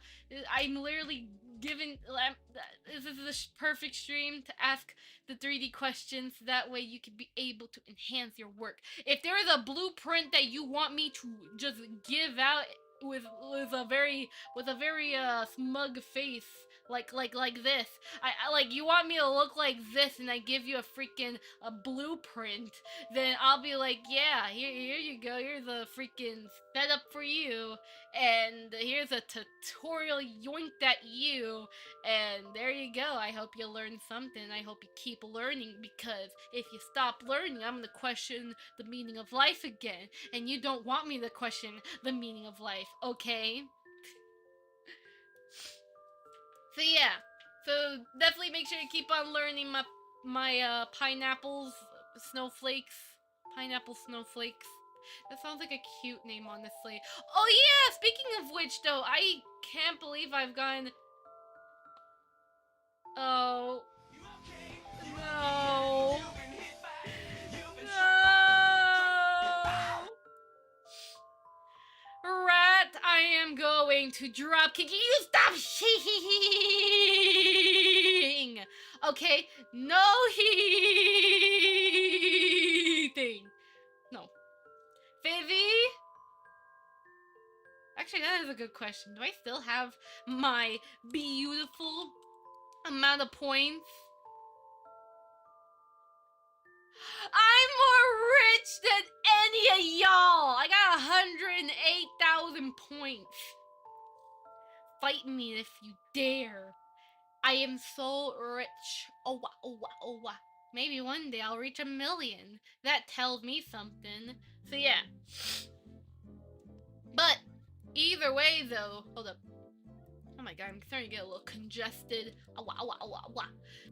But yeah, speaking of which though, not sure if my Snowflake members are still here, but considering the votes, next week on Thursday, we are going to have an experimental members-only live stream. I will make sure I announce it on the post that next Thursday, for now on, or at least we'll see how it goes, there will be a members-only live stream. And you may be wondering, Kana, what the frick are you doing on a members-only live stream on a Thursday? Well, it will be me working on the written documentation for all of my tutorials. So if you are someone who really wants to get a sneak peek at the written version of the tutorials, then by all means, you have to become a Snowflake member and you'll be able to get access to the early written versions of the tutorials. Now right now it's still super early. I right now kind of like I pretty much wrote out like the entire like the tutorials I want to turn into like written ones, and now I pretty much have to go through each chapter and pretty much write out the explanation and go from there, which there's a lot of freaking chapters. It's gonna take me months to even finish all of it, unless I'm much more quicker, but even then it's still a lot of pages, because guess what, I'm dumping all of my knowledge into the written version, so that way for people who want written tutorials from me will get them officially from me. And then when I'm ready, they will eventually be released publicly for free. So right now, since they are really early, they are currently paywalled for those who want to see it early. But when I am ready to finish it, which there is no date yet, when I'm ready to, release it after everything has been written down, I will eventually make sure that it is released publicly for free. And Busy! What the frick? Why would you do Busy? I thought what we had was Basha! Okay. It's okay, bestie. It's okay. You're all good, bestie. It's alright. If anything, Mr. Fiflet Steak would probably freaking just karate chop me with a freaking truck or something like that. I mean, please don't question him. He can literally drop kick. Oh yeah, speaking of which though, maybe also on the members only live stream you'll probably get a sneak peek of the free Snowflake music, because I definitely need to work on the freaking music video for that. It's gonna be simple considering I can't do anything super crazy, but either way we're gonna have a lyric video for that one, for the remaster, and then eventually I'm hoping this year I'll be able to post it so you guys will actually enjoy a much nicer version of Free Snowflake, and then I could be able to work on newer songs with my friend. I am still debating on what the next song's going to be. I have too many ideas that I want to do, but it's also like, it's a matter of how I want to do it. It takes too much time to plan it, so it's like, I'll have to talk to my friend about it. But either way, back to what I was saying about freaking Warudo. You know what? How about this? How about I show you guys some plugins so that way you guys can be a little bit more aware about them. I think I've talked about my Twitch, but I don't think I've talked about enough on YouTube, so this is a good time to talk about some Warudo plugins and like examples you can do. Cause might as well, like literally, my brain's all boggled up. I need to like let this knowledge all out before I explode and burn. So let me go ahead and do this so I can change my angle here. I'm gonna go ahead and set this over to my freaking screen. Where the frick is it? Hi screen, how you doing, bestie? How you doing? Blech. Hey, just popped in to say thanks for all your tutorials. Happy to help you out, Loon. Happy to help you out. Awa, awa. Alright, so, welcome to Warudo. We're in the Discover tab. These are your plugins. Oh my god, there's so many plugins, so much variety. What do they all do? Well, I'm gonna be going over these plugins, so y'all better take your freaking notebooks out. Write some freaking notes now! Or bookmark or clip it! I literally enabled clipping on this freaking channel so you could clip or just bookmark it or something like that. I don't know, just do something to keep notes, or else you're gonna forget and I'm gonna cry because you didn't remember. This is gonna be on the pop quiz later. I'm kidding. No, we're not gonna have a pop quiz. Or maybe... Maybe in future tutorials, I should probably have it like a little fun thing like, oh, pop quiz in the middle of a tutorial. Can you guys tell me what is between two vertices? That's right, a freaking edge. Anyways, though. So this right here, these are some beta tools made by Tudu. So these, I'm not exactly sure what they do. I think they put in the description here. These are, again, currently, like, beta, so do it! Actually, I probably wouldn't want to do that. That sounds kind of annoying. So yeah, so I think one of the notes here, this one here, the audio frequency interpolation, this is really good. Let's say, for example, you're going to do a DJ setup, right? And you have, like, those, those audio, waveform audio stuff, right? This node is definitely a must-have. And then, yeah, so I have to figure out these nodes here, but, this is actually super new, so I haven't got a chance to test these.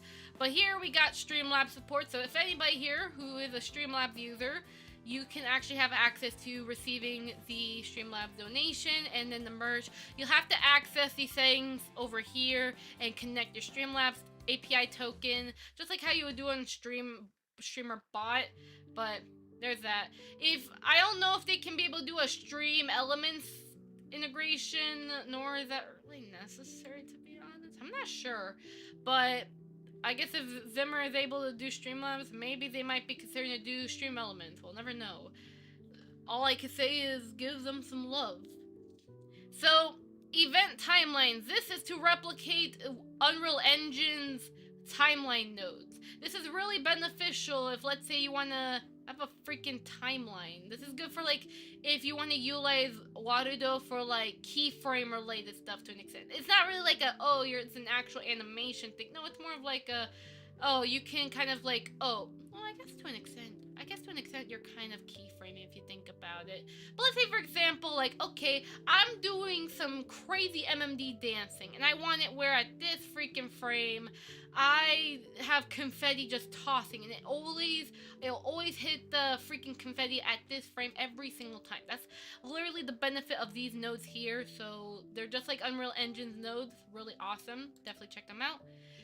OBS WebSocket node here. You're scripting a sequence, yeah, to an extent. Kind of like that, I guess.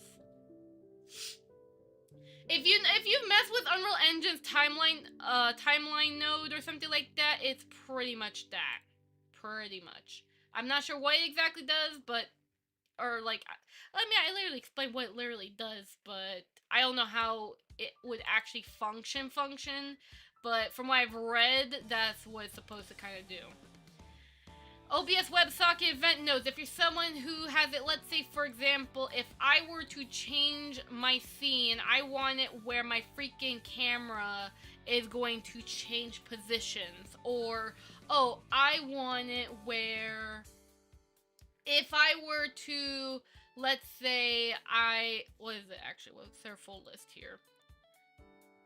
If let's say a scene item was created or something like that, your character freaking explodes and dies or something like that, or, yeah, so pretty much, there are some, like, what the heck happened to my mouse? Can you move? Please. But yeah, so you can be able to have it where Warudo and OBS can connect with each other. It's something that StreamerBot also does as well. It's pretty much like that, so it's pretty cool that it's in Warudo. Really nice. So that way, like, if you want to utilize some StreamerBot settings, but you don't want to use StreamerBot and you want it solely in Warudo, there are some cool things. Hopefully, I look forward to seeing more plugins, and maybe it could be, like almost as close to, like, literally saying, like, I'm sorry, StreamerBot, I love you and all, but it's like, Warudo already has the plugins here, so I really don't need you, StreamerBot. So, yeah. And then there's the range conditions here.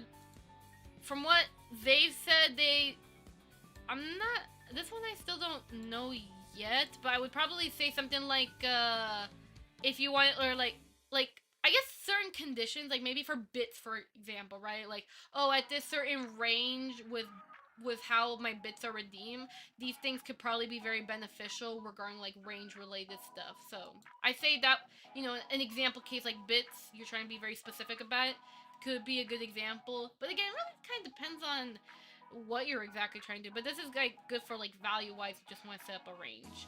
Animation trigger, if you utilize the trigger for, let's say, for example, like, you have it where your character is, like, shooting a gun or something like that, and you prefer using the trigger parameter, then you can be able to use that, or for other cases, too. It's not just for, like, making your character shoot a gun, which, speaking of which, did somebody say, gun?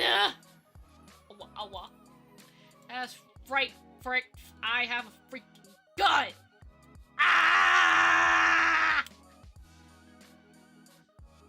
Okay, anyways, enough of me being so dumb. Anyways. Okay, well, is there a difference between Zimmer and Felix? Wait, what? Wait, Felix? Where? What do you mean by Felix? Is there someone named Felix in here? I don't know. Can you elaborate a little further on who you mean? Did they actually make a plugin? Or, like, is there someone named Felix who made a plugin or something like that? Or are you talking about, like, Felix who made something else? I don't know. I need some additional information for that question.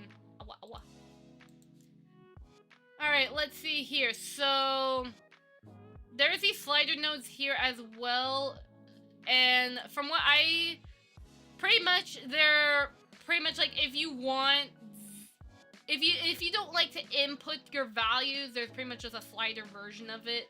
So this is just more of like a UI preference for the most part, or convenience preference. There are 2 anime trigger plugins. Oh, you meant feline. So the difference is that feline's animation nodes. Oh, whoops! I just passed it. So felines here doesn't have the trigger parameter. It only has Boolean, integer, and float. It only has that. Somehow, I don't know why feline didn't add the trigger, but for those who prefer using the trigger parameter, that's where you will use this node here. Otherwise, though, for the most part, if you never use a trigger parameter or anything like that, you don't have to download this, and instead you only have to download here. For me, I only tend to use for my setup, I think I only tend to use integer and float with regarding this node. My other stuff, of course. Oh, it literally meant trigger. Yeah, like this here doesn't have a trigger node. It doesn't. Zimmer's has a trigger node. This one doesn't. And pretty much, I would recommend if you want all of the parameters for Unity, just download both of them, because this pretty much is 3 nodes and the other one is just 1 node. You just add it together and boom, you just have all the nodes you need. State machine animator tends to be better. I see. So yeah, so depending on what you want, you just either download both or one of them. Really just up to you pretty much. But otherwise, I definitely recommend at least downloading felines if you plan on doing like non-humanoid animation related stuff, like the wing flapping or custom tail animation, which you could just use the tail asset. But if you want to be very specific, then of course you can utilize the Unity animation files and put it in your model. Kind of like VSF Avatar. It's also like how I was able to do this as well, where when I have a joy expression, my wings kind of flap. Yeah, that's using the animation, which I literally also explained in that tutorial, by the way, regarding non-humanoid animation for Warudo. I literally explained in detail regarding bone, material toggles, and what the frick? Was it a blend shape? Or something like that? I honestly I've lost track of why I explained that tutorial. The point is that tutorial explains everything you need. So definitely check it out. I should probably even rewatch my own tutorial. Alright. Back to talking about plugins here. Let's see here. So additional extra nodes. These are just pretty much just random. It's like a node pack pretty much from Zero Skies, which I definitely recommend downloading. Zero Skies is their nodes here. They're really nice. The get gravity scale and set time scale are really good if you want like slow-mo related mocap, like, or mocap. This is mainly like to control, like, let's say for example, like, oh, you have like a slow-mo redeem or something like that. So, you know, when it's redeemed, this can activate, and you can literally have it where like everything goes super slow, like actual slow motion. Even your own face track is like really slow mo. It's really funny. And I actually use this color lerp here for the audio link blueprint, which I definitely should make a tutorial about. Now obviously it's not the Poyomi or Lil Tune one, but at least it's something so that way you guys can learn how to utilize like audio link related stuff, which is pretty much just the audio node that Warudo has. So yeah, it's not like audio link like VR chat, but maybe they might look into that for Poyomi and Lil Tune support. We'll see. Alright, so then we have the extra vector 3 nodes. What was this one exactly used? Oh yeah, this one was, I think this was originally used with the movement graph that Zero Skies made, but now that I think the movement graph no longer uses this node, instead it uses a completely different node, which I will ask Zero regarding how the character movement node is going before I have to wait until they make a Steam Workshop version of the node, and that way I can be able to make a proper tutorial, so that way installation wise it'll be a bit more convenient, because I will be giving out a blueprint, so that way you guys can pretty much just slap it on your sub and call it a day. I'll probably still explain, you know, for those who are advanced users how it's done, of course, but, you know, for those who just want to keep it simple, you know, I just want to make sure that the blueprint is slappable, if that makes sense. But this is nice if you want to utilize more of the Vector 3, if you utilize that for your setup. But, you know, from what I remember, it was utilizing the movement graph that Zero was making, that node in particular, until it's a brand new node.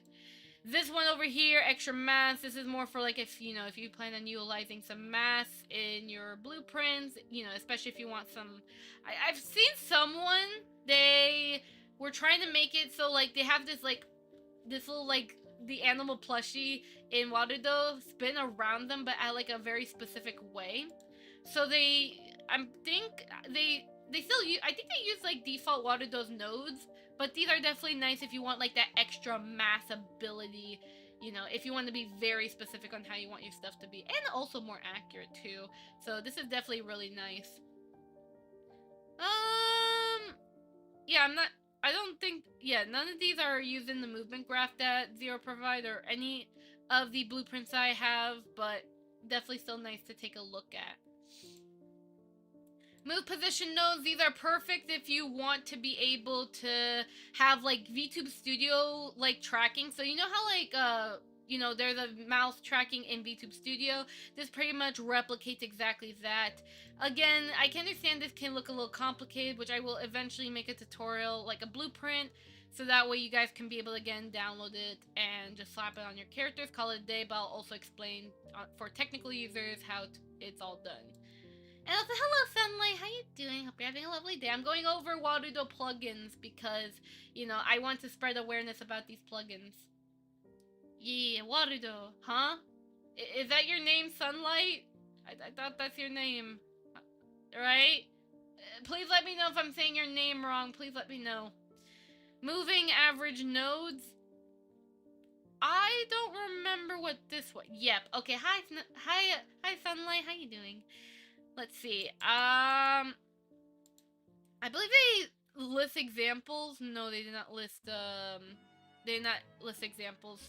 I haven't figured out a use case for this one, but you could definitely check it out and give it a try. I think this is just more settings for like float and Vector 3 pretty much. I just saw something that made me confused. Oh, are you talking about like these hackers here? Yeah, the nodes. Look at these nodes. They're so cute. It's your cute node. This spooky, adorable node. This is very, very, very crazy. Yeah, nodes. Alright, this one over here, this is definitely a must-have if you want to have gamepad tracking support for Warudo. Now, in my experience, it's a bit finicky though, so do keep in mind they don't come with animation, sadly, due to the fact that since their OC is a hedgehog, a Sonic OC, that they are unable to share the animations with other people. I think they're considering making like a pack that should hopefully work with Void Malls, but due to the fact that the animations are a bit, you know, again, it was originally made for a hedgehog, they recommend people to make their own animation, which I think someone shared the animation pack. Yeah, this here. So if you're going to be using the gamepad and you don't know how to animate, you can probably use this pack. It should work fine with Void Malls, I think. But you can download this pack here, so that way, you know, you can get at least a start on, like pretty much like how each animation is supposed to look like for reference. So, keep that in mind. Hello, Wildfire! How you doing? Hope you're having a lovely day. Hello, hello, hello. So yeah, so there's also, like, you know, support for a mouse and pen as well. So if you want it to be like a much more perfect step where like you have the gamepad and it transitions to a pen or something like that, this is definitely really nice to take a look at. Now, I've tried it, but I couldn't be able to get it working. I'll try to keep at it with this plugin, because again, there's so much potential for it, but it's still like a work in progress, so the setup can still be quite finicky. I hope you're having a lovely day too. I'm having a lovely day as well. Thank you for asking. Scale by pass node. Wasn't I forgot if it was this node actually. No, actually, no, it was this node that got outdated. This one, let me see. A small node that allows you to scale anybody in the model. Oh yeah, this is just for extra like scaling support. Like let's say if I want to turn my wings giant specifically, then I can literally use this node to just make my wings more giant, because by default, which is kind of sad, Waterdo doesn't really have as good settings or like extra settings regarding non-humanoid bones, and you can use the tail asset as sort of a workaround to obtaining like, you know, moving your non-humanoid like tails, wings. I mean, for tails again, you can, you can literally, it's a tail asset. So tails, ears, wings, and stuff, you can probably do some, you know, scaling and crazy stuff like with the tail asset and then utilizing this, but I think this will, you know, just this node alone should be fine, so yeehaw. But yeah, definitely check that out if you plan on doing things like if you're a chibi and you want your wings to be a little bit bigger or your tail bigger, something like that. By the way, I'm sorry about your sister passing away. It's okay. You know, it's I wanted to make sure to keep spreading the awareness for as long as possible regarding misophonia. I know eventually I'm gonna have to, you know, eventually I will have to like take down the Tiltify campaign after some time, but you know, at least while I still can, I still want to make sure I keep spreading the word about misophonia for as long as I can. So thank you for acknowledging that, and hopefully, like, you know, if you know anybody, if you have any friends or anything like that, you know, definitely let them know about misophonia to spread awareness, and you know, just at least spreading the awareness of misophonia definitely goes a long way, so that way, you know, for those, because you never know if someone does have misophonia, because it's really, it's like unknown if it's really common, because it's like, if it feels like almost a lot of people have it, but it's also like still like under research at times, or the research is so scrambled up that, you know, because again, there's no cure and there's no known cause for it, so, you know, it's really just, you know, it's really sad, you know, it happened to my own sister, so. Alright, well, yeah, I'm sorry, but I don't know, okay, so I should probably elaborate misophonia. So, misophonia is a type of disease that it makes your hearing overly sensitive. And there's kind of like different levels of it. A lot of times from when I hear people having misophonia, they may not have like a crazy extreme version of it. Especially those who have misophonia when they're older. They kind of like have it, but not as a crazy extreme, but it still like irritates them though. But then there's also people that have it very extreme. Like I've heard of this one like 30-year-old who was like a friend of another friend of mine, and pretty much this person have to live their adult life with like for example, how do I explain this actually? So sense of hearing, let's say for example chewing noises, like if someone's chewing next to you, or if someone's grinding their teeth, or if someone's even breathing, or just, it could be like the tiniest of noise that you won't even see as annoying. It could be really not just annoying, but also painful to the person. For my little sister, she had a very extreme case of misophonia, and you know, it started off with chewing. She kept telling us stop chewing near her, so usually, you know, we don't really eat together because, you know, she couldn't tolerate it, and you know, she you know, eventually started getting into breathing. Apparently she says that, you know, she keeps hearing my dad breathing even though he's kind of like far, I wouldn't say crazy far away, but you know, he's kind of like, you know, not too close room wise, and pretty much, you know, it was like kind of scary, like, you know, how is she able to hear like my dad breathing from a different room that's kind of farther, and it's like as if she has like super hearing pretty much, but in a painful way. It's a bad super hearing, and it's not something that you want to wish on anybody, So pretty much my sister, it started like kind of like light, and then it only got worse. Apparently, from what I've read, in her final message before she did what she did, she said that she realized she had misophonia at 13 years old, and I was pretty shocked to even read that even she admitted herself that she was aware about it at 13, but again, it got worse as she's gotten older and older, and it wasn't until 17 it just got really, really bad for her, and she just couldn't take it, like it was really affecting her job opportunity. She said that she got fired from like the part-time jobs that she went to, all because the noises were irritating her so much. And the fact that she felt like a burden to her friends, even though her friends love her too. Like, we had gotten so many letters, so many artwork for little Shelly, like, we got a lot like letters, of her own friends saying that they miss her so much. I even got a message from one of her best friends saying that to this very day she still messages her Discord account, even though her Discord account is pretty much dead. It's inactive. Like, we didn't delete the account or anything like that because I didn't want to like touch the account in any way or delete it or make it seem like, oh, the account's active or something like that. Like, no, I just wanted to leave it alone.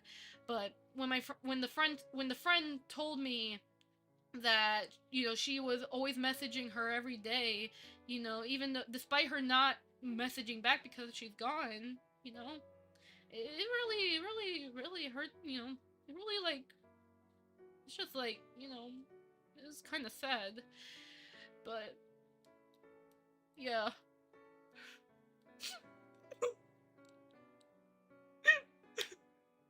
I really do miss her, though.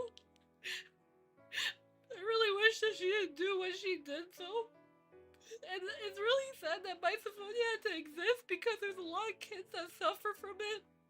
They have sensitive hearing, and they try to live, they try to be strong about it, but, when they get older and they realize that they can't live through the painful hearing, it's like as if electricity is igniting in their brain, like a fire is like hitting them every single time. I remember always hearing her like yelling every night, I remember those painful screams she had. She always kept saying, I can't do it, I can't do it, She couldn't do it. And yeah. I miss her so much. I really do. And even today, today, like, I walked past her room and, I took a look at her room. I saw her artwork again.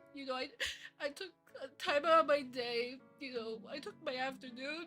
I looked through her sketchbooks, and I was like, man, she's a beautiful artist. She draws so beautifully. Why did she have to go?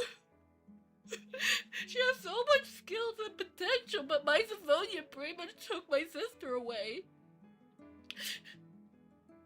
She couldn't take it anymore. I remember, and I even, like, when I look at the floor, when I saw her for the last time,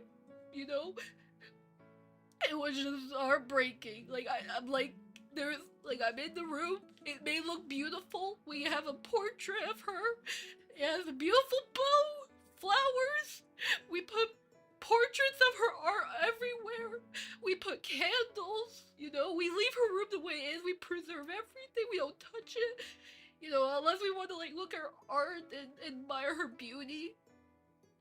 But even then, even with the room looking beautiful, I can still see that on the wall there's a stain there for what she did that night. Or the afternoon specifically. I still see it there, and it hurts my heart. It still hurts my heart just seeing that little tiny part of that room. there used to be a curtain there, and I had to tell my parents to get rid of it because it was, you know, I'm trying to not say it on YouTube because I don't want YouTube to flag this stream. But you know, all I can say, is that I saw the mark on that wall, you know, cause, you know, it just hurts my heart. That's where she was. The last place she was at, she did in her room. She wasn't moving. I thought she passed out. I was hoping, I was praying that she could have made it. But no, the way she aimed.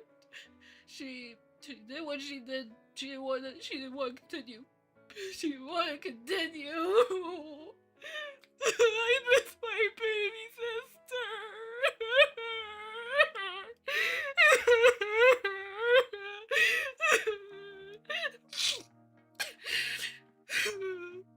I miss her so much.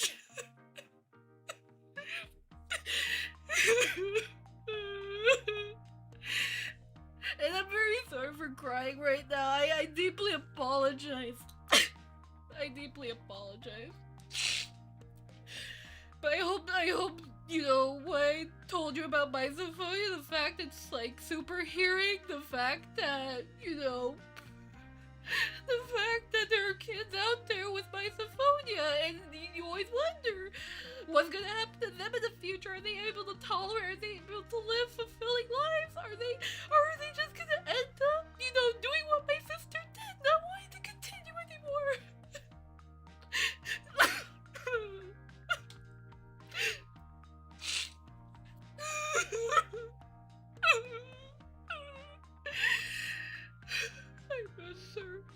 I miss her. And even, like, you know, when every time I was like, I remember, like, you know, when I was playing games earlier, right?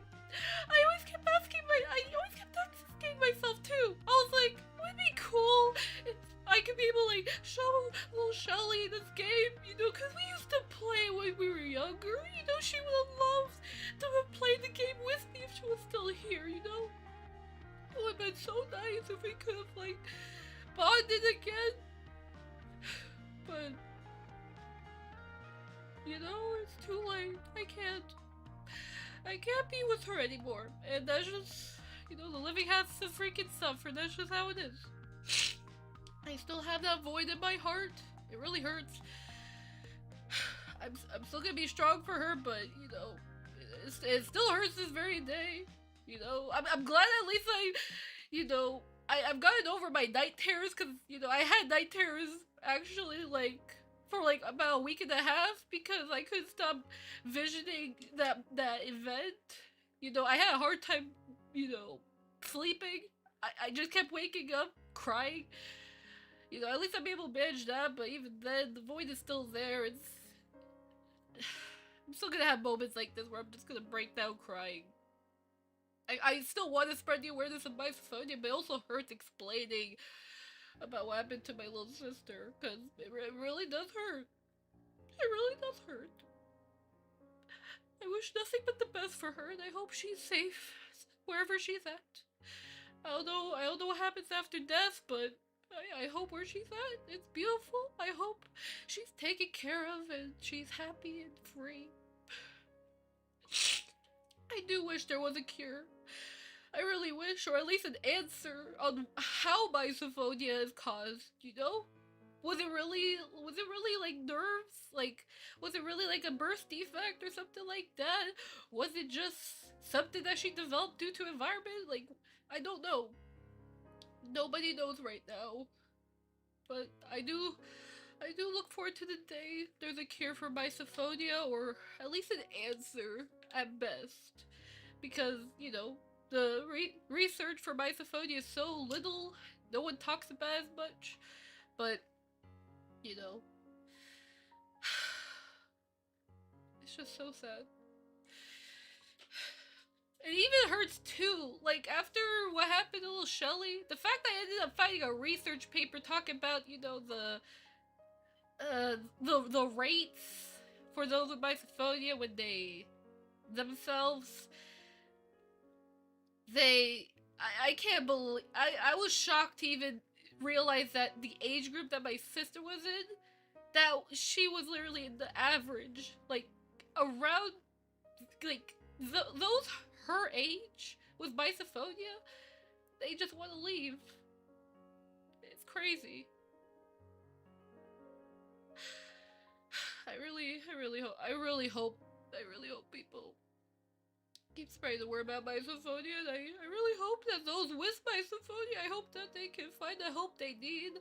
I hope they can live fulfilling lives, and I hope that, I hope they don't suffer. I hope they just be happy. Nobody deserves to live in pain. Nobody deserves to suffer. Nobody deserves to live in pain like that.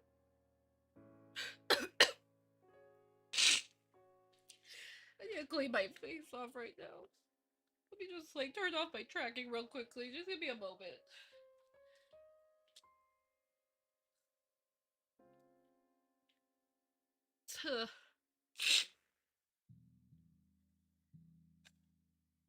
Oh, my face is so red. There's tears on my keyboard and everything. But I did need this moment to cry, honestly, because I kept I always try to hold it in. I try to be strong, right? I try to be strong. Hey, I'm gonna be strong for my little sister, right? But to be honest, you can't hold it in. I even told my dad that, you can't always hold it in. You need to take a moment to cry, and I really do need a moment to cry because I still miss her, and it's never gonna go away. Because what month is it? March, April, May, June, July. In 4 months, it's gonna be her. In 4 months, it would have been her 18th birthday. The months that she could have been an adult, and even graduated high school too. In 4 months, but now I won't be able to see that. I know the school's gonna, give her a dedicated page in the yearbook, which is really nice, but I really wish I got to actually see my sister in her graduation gown, walking through the stage with her diploma, and then smiling at everybody, and everyone's cheering for her.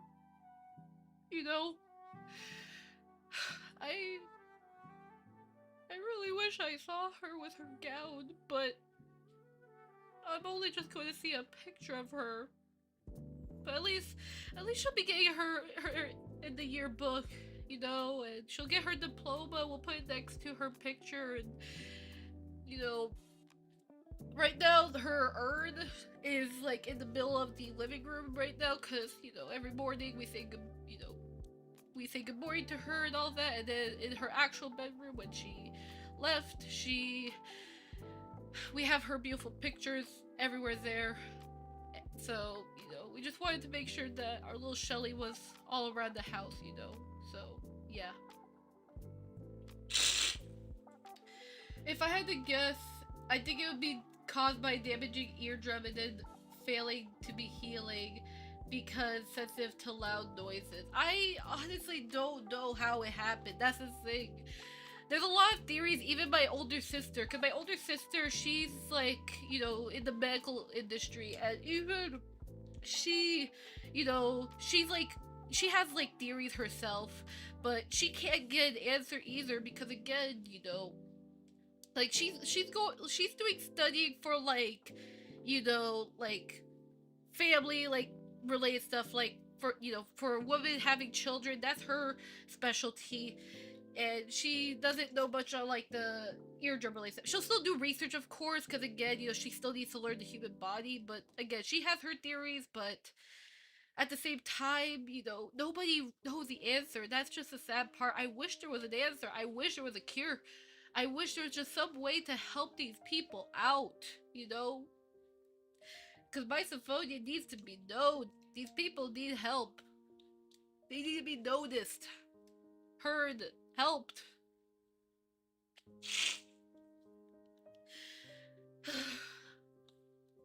But yeah, I don't know. But either way, the least we could do, we just do our best to always light up candles next to her urn. We always make sure to give a smile to her room. We try to make sure to keep it nice and clean every time. We make sure to give out pamphlets because we have made pamphlets so we can spread the awareness of misophonia. My dad's trying to make sure to spread the awareness too. And I know my mom, she's going through a lot, especially, because it was her baby. It was her baby. And, it really hits her the most. So, and I'm pretty sure my mom overheard me because usually she doesn't interrupt me when I'm streaming, but I'm pretty sure she probably have overheard me crying. So, most likely she probably might end up crying too. And I don't blame her, honestly. I don't blame her because, I did cry pretty loud. I don't know if this helps, but I believe loved ones still check on us when they pass. I believe that too. Even my dad believes it that, she's probably like out like a spirit, traveling, going around, like checking on us once in a while. That's why we like kind of light the candles up near her urn, because we just like see it as like a beacon, if that makes sense. A beacon. And it's like every time we light the candles, we're allowing her to visit us, if that makes sense. Now, again, it may sound stupid, but, like, it's something that we do, We light the candles up, we always make sure we give a hello, and whenever we're making, like, food that is one of Michelle's favorites, we would usually make a plate of food and just put it in front of her urn, leave it out for like a couple of minutes, and then when time passes on and the food gets cold, we just put it back in the fridge, and then someone else could eat it. Because usually I remember too that when she was alive, I remember we usually leave food out for her, and she usually never eats it, and she usually just like gives it to me. I remember that. I remember I made her pizza rolls actually one time, and I left it in her room, and when I came back to her room, she didn't even eat any of it, and I was like, Shelly, are you hungry? And she was like, no thank you, you can have it. And I was like, oh, okay. Okay.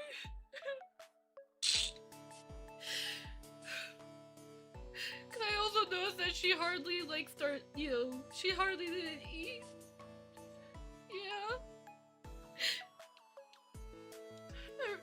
I wish I really knew the signs though. I really wish I was like even aware of the signs. Like there were a lot of times though, like I had like a scare, right? And I tried my best to kind of like prevent from her like doing anything bad. I really wish I kept that like, that awareness, like, hey, I should really check on her. Even though she tells me to get away, I should really keep on checking on her, but I didn't. I didn't want to make her mad. I wanted to respect her, but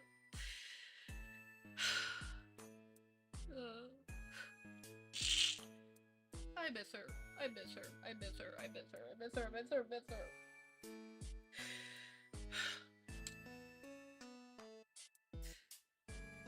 I miss her so much.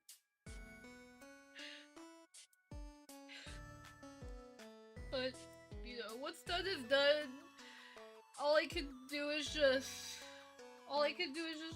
do my best to keep moving on for her, take care of her urn, take care of her room, take care of my parents, making sure that they're okay, as we're going through this.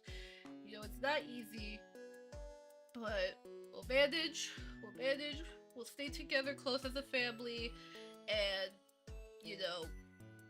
we will do our best. We will do our best and keep spreading the word by misophonia as much as we can.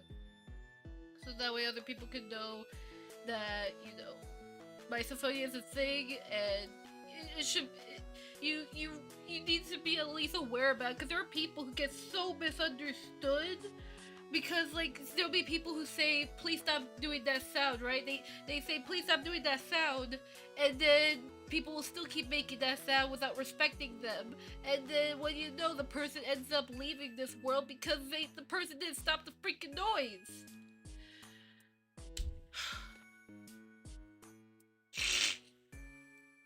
It's just really sad, you know. So like, if any chance you know somebody who tells you, hey, can you please, you know, not make that specific sound or something like that, you know, if someone never tells you that, like, and they let you know that it really hurts their ears, please cut the sound off, you know? Cut the sound off.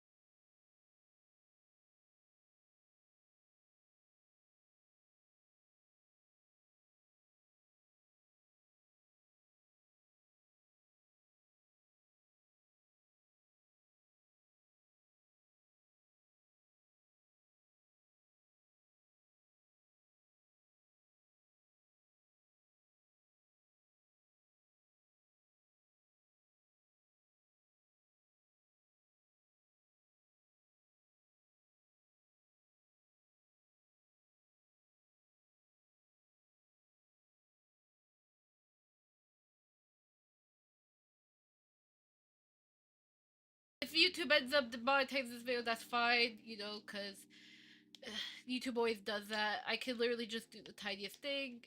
It's fine. You can demonetize a video, YouTube, go ahead. I literally don't care. But you're not gonna stop me from spreading the awareness of misophonia. That's one thing for sure. Your sister is in a better place now. Yep. She's definitely doing a lot happier, you know, she's not suffering with her ears. She's not being judged regarding her, you know, her hearing anymore. You know, she's not gonna suffer anymore. She's free. She's my free bird. She's my free, beautiful angel from above.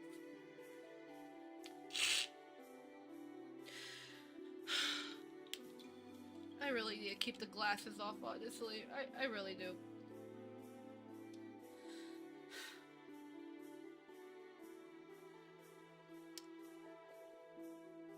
My god. I'm trying to, like, find my button real quickly. Oh, there you go. Alright.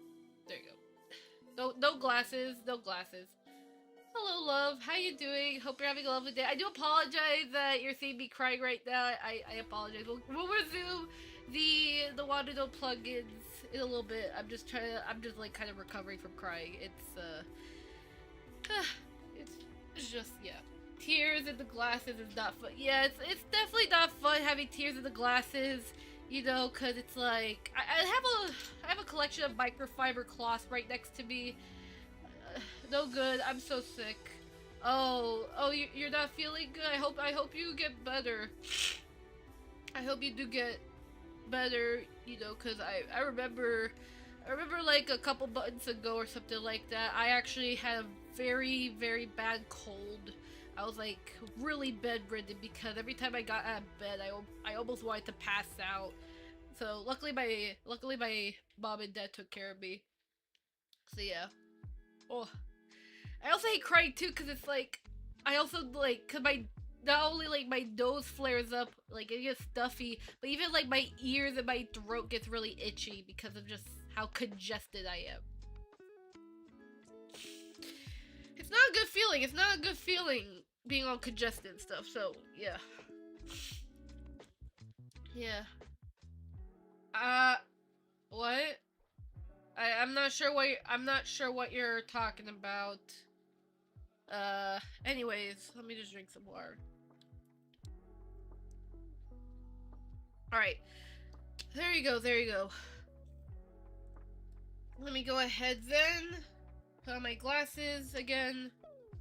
At least my glasses aren't that, you know, messy because I did took them off quite early because I knew I was gonna break down like that. But there you go. Little cleaner glasses. Yep. Thank God I have backup microfiber. I'll probably eventually buy more. Maybe.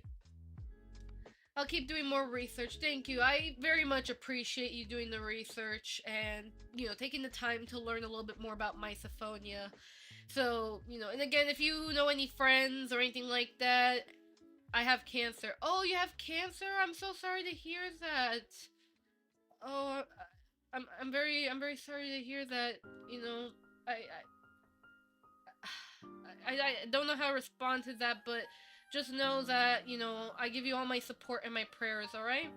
You know, I give you all my prayers and support, and if you ever need anything, you know, feel free to let me know, or anything like that, you know.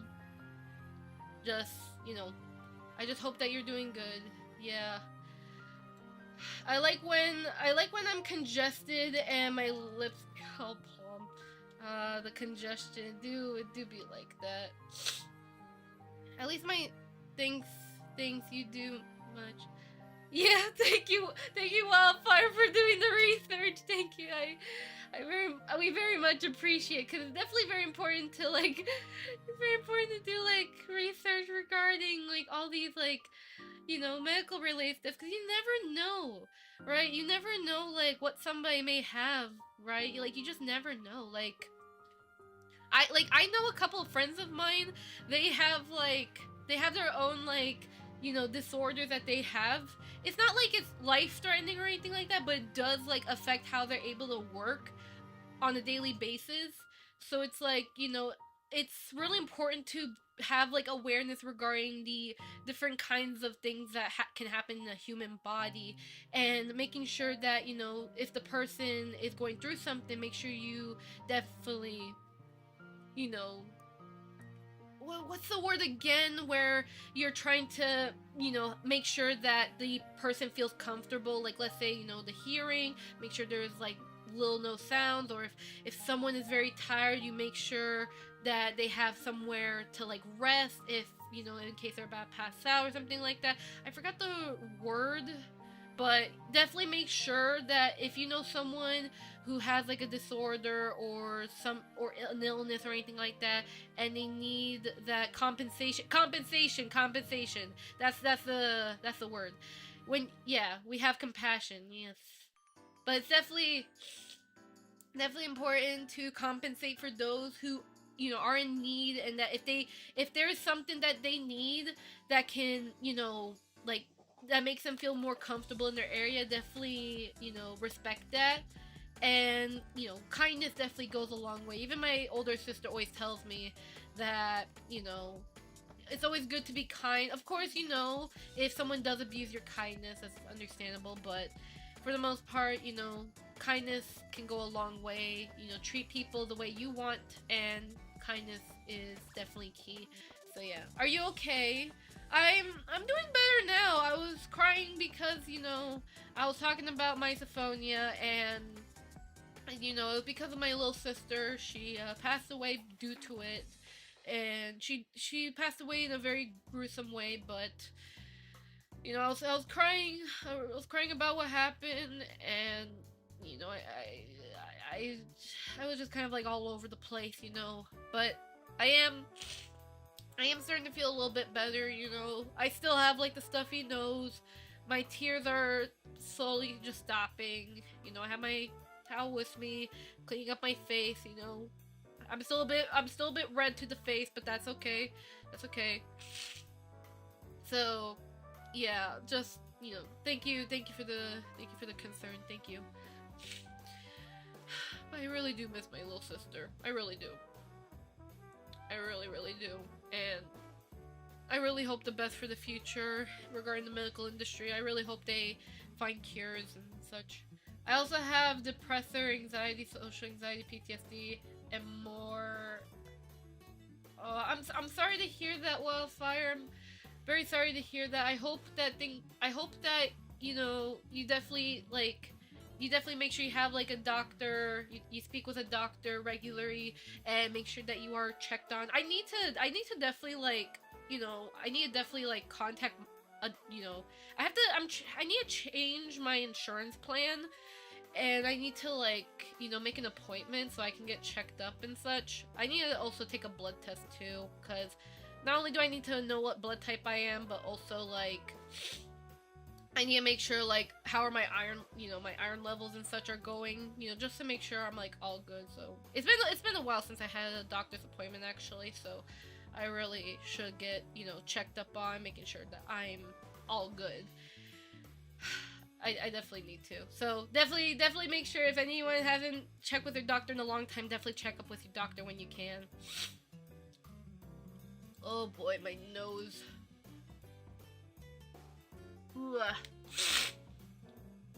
Oh, okay. But yeah, I'm wishing the best for everyone. Just keep that in mind. I'm wishing the best for all of you guys. Alright? Alright, let's try to like, you know, brighten up the mood a little bit with, you know, some plugins, because that's what I was, you know, talking about. And, you know, it does make me happy talking about some 3D stuff, you know. It definitely does, because 3D really does make me happy. Also, how old are you? I actually don't like to disclose my age publicly. On Discord, I don't mind disclosing my age. It's mainly just due to, like, in the past, I've had some creeps coming at me due to the fact, like, when I told them my age, it kind of got a little weird about it. So that's why I don't talk about my age. Now, obviously, if you're a long-time viewer, you probably would already know my age already, but I just don't want, like, you know, I just don't want to say it out loud, so, like, any, like, creeps that may be lurking don't get too, like, all freaky regarding my age. It's just, it's just really weird. I've had, in the past, like, there were, like, 2 different guys, you know, they were trying to be all weird with me. I think there was a 3rd one, actually, but I had in the past, there were some guys that were just kind of creepy. But it's okay. It's okay. Don't worry.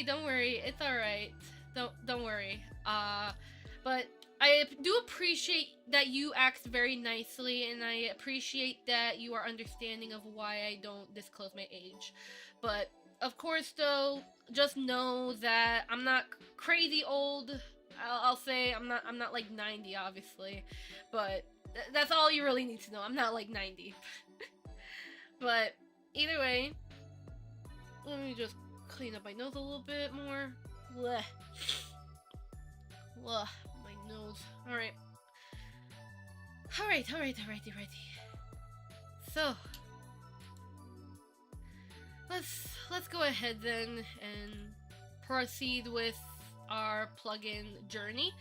So, this plugin here, for all my Waterdo users, this is the text node here. This is really good. Hey yo, loved your videos on Waterdo. They really helped a ton.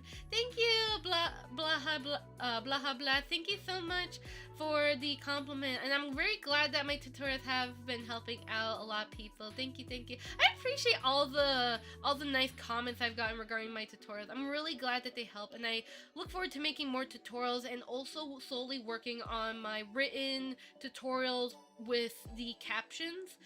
It's a very big project I'll be working on, but I really hope that, you know, as the coming months, I'll be eventually providing the written tutorials for you guys, and also being able to provide like ways for people to translate my tutorials much more easily, so that way people of different languages and people who have hard of hearing are able to have access to my tutorials a lot more easily. So I'm definitely looking forward to working on the the project. It'll take a long time, but I'm willing to do it, and it's a great learning experience, especially with like Gitbook. That's the website I'll be using to host the written tutorials. But again, it's still a work in progress, so we'll see how it goes. Thank you, Cindy. Thank you so much for the compliment. Thank you, and thank you, love. Thank you so much for the compliment as well. But yeah, this is a really cool plugin. So now it may be just like text, right? But this is really cool if, let's say, for example, if someone subscribes to your Twitch channel and you want it where like their message will hit your avatar or something like that, this is what you can do. You can also probably do some really cool effects too. Like, a lot of people have been asking regarding, like, what is it, like custom cast or something like that, where you can be able to grab the text and stretch it out. You can actually potentially be able to do it with this, actually, if you utilize a contact node or something like that. So, you know, I definitely will say this, you know, it's possible thanks to this node, that sort of setup. You can also even use it to do things like if you have a shirt on your model, right? And you want where the chat messages are like going through the shirt or something like that, you can use this node to do that. And you can even have a cool effect where, this is something I wanted to ask Zero, actually, because even I was actually curious for my own setup in the future, if there's like a way to have, like, you know, you have little cute pets roaming around your environment, and then this node can be utilized so that way the pets can have like the chat member's name, like for example, like VIP members or something like that. Just an example. But I definitely recommend having this plugin. You could do so much. Can you sing? I can kind of sing. I mean, I am working on the song. Well, actually, it's been finished. I need to work on the video for it, but there is a song. I could give you a teaser of it, actually. Let me go ahead and like quickly pull it up, and I'll actually play it anyways, because I want, you know, everyone to know like there is the song oncoming. I teased this so many times, so you probably heard this on repeat, but I definitely will be posting the remastered version of this song very soon in the future. I just need to get the video done, and then I'll be able to post it, and hopefully you guys will enjoy it. So let me see if this is going to be the right file. Let me double check. Yep, okay, and it's really loud. So let me go ahead, real quickly, turn off the playlist.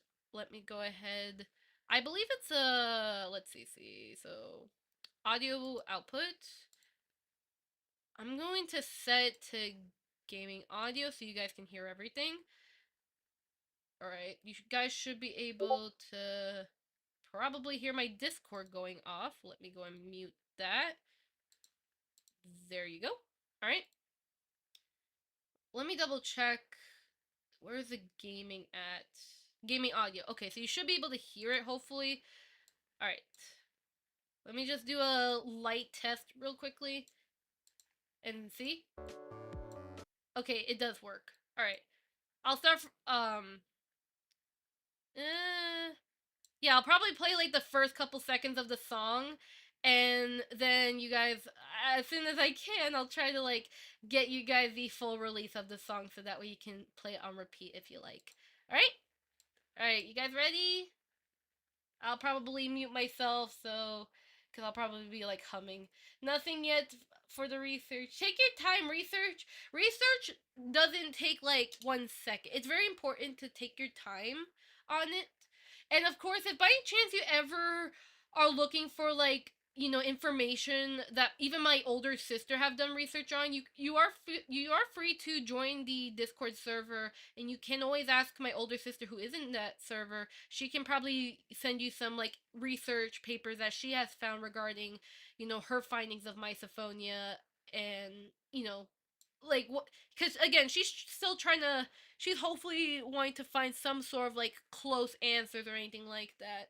So you are free to always talk with her whenever needed. And I can always let my sister know that you want to get the information. She's open to talk. Oh yeah, here, let me type it up. Misophonia. It's called that. Here, there you go. There you go. It's spelled like that, so you can be able to look it up. I recommend, like, you can look at the Tiltify there. There should be a link for the So Quiet Misophonia Advocacy, which has research papers that you could definitely take a look at regarding, like, you know, like misophonia, like, the different, like, the new research that they've done, or any old research, or how you can contribute or anything like that. But I was talking about the Discord name. Oh, my Discord name. Oh, okay. You can actually just what is that? What is that misophob? Why is that misophobia? It's misophonia, and it's what my little sister sadly had, when she was alive. It's where your hearing will be like it's like super hearing, where you hear everything very easily. It's like very sensitive hearing. Like you can hear chewing loud, like the chewing sounds louder than normal humans. You can probably hear breathing very easily, like louder, or like even just like let yeah, the description has my Discord, but I have a command that can do that. I will see if my streamer bot will work. There you go. See, there you go. So misophonia is like, there are different levels of misophonia. Some may like have like a small, like a very like manageable misophonia. Like it'll still impact them and it'll still irritate them, but it won't drive them too crazy. And then there's some that are like really really bad. Like there's different levels of it depending on each person. And because there's like different kinds of levels for each person, it's why like there's like, it's not really why, because honestly, again, there's just not a lot of like funding for misophonia research. There's not a lot of awareness, and you know there's just like very little resources for those with misophonia. But luckily, there is a community for those with misophonia that are trying their best to spread the word around, trying their best to make sure to help receive funding, so that way the research for misophonia can still be done, so that way a cure can hopefully be found, or at least an answer as to how misophonia is caused. Because again, all we have currently is theories. We don't have a definite answer as to how is it caused, like where did misophonia came from. There's just too many theories, but not the actual pure answer, so it will take some time. But I do hope, again, that gave you some information. Though there's even also, what is it called, misokinesia or something like that, which is like misophonia, but it's actually for seeing repetitive movement. That's actually a thing. That you may think like seeing repetitive movement, that's a thing. You'd be surprised that that's actually a thing. Like for example, if somebody tapping their fingers in a very specific way, just seeing that movement can really irritate somebody's eyes or something like that, because it really messes with their brain. It's all like somewhere in the nerves in the brain. But again, you know we really don't fully know, but from what I've read, it's it's all about like the nerves in the brain so far, from what I know. But you know, yeah, I just really feel bad for those people, honestly. But again, like for the Discord server, my sister, she should. I don't think she's active because she does have babies to take care of. So I can always tag her. Like you could just like leave a message on the general chat, like you know, saying like, hey, you want to do some research regarding misophonia, and I could probably like tag my sister, and whenever she's available, I'll let her know because she usually calls me in the mornings, because she usually has a bit of a fiasco every morning because she has to take care of two kids. So usually I call her, so it would probably be a good time, so I could be able to let her know like, hey, you know she can probably send you the links regarding like what she has researched regarding misophonia. So yeah. Either way, though, again, thank you guys again so much for the support. Thank you guys for understanding my tears. Thank you for taking the time to research misophonia and hopefully spreading the word. And even if you don't spread the word, which is understandable, I just hope that at least hearing the word, hopefully at least like if there's ever like a future scenario that you're in where you hear the word again, misophonia, hopefully like a memory will spark, so that way like you're ready to be like, oh yeah, I know misophonia, I've heard about it before. So hopefully it'll help you out in your future journeys, everybody. So so the plugin here definitely is really cool. So there's that. This plugin right here, I'm gonna try and my best to continue on with the oh yeah, that's right, that's right. I just realized why the music is muted. It was because I wanted to show with you guys the the song.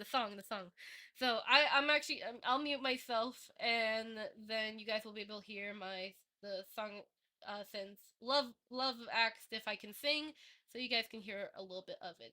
I want to also give a thanks to Mr. Fiffles, who was previously known as 50's Youngin, for helping me out with the music. I only play like a snippet of it, like the beginning of it, and the full version will be posted on YouTube when I finish the video. Alright? And with that being said, I will begin.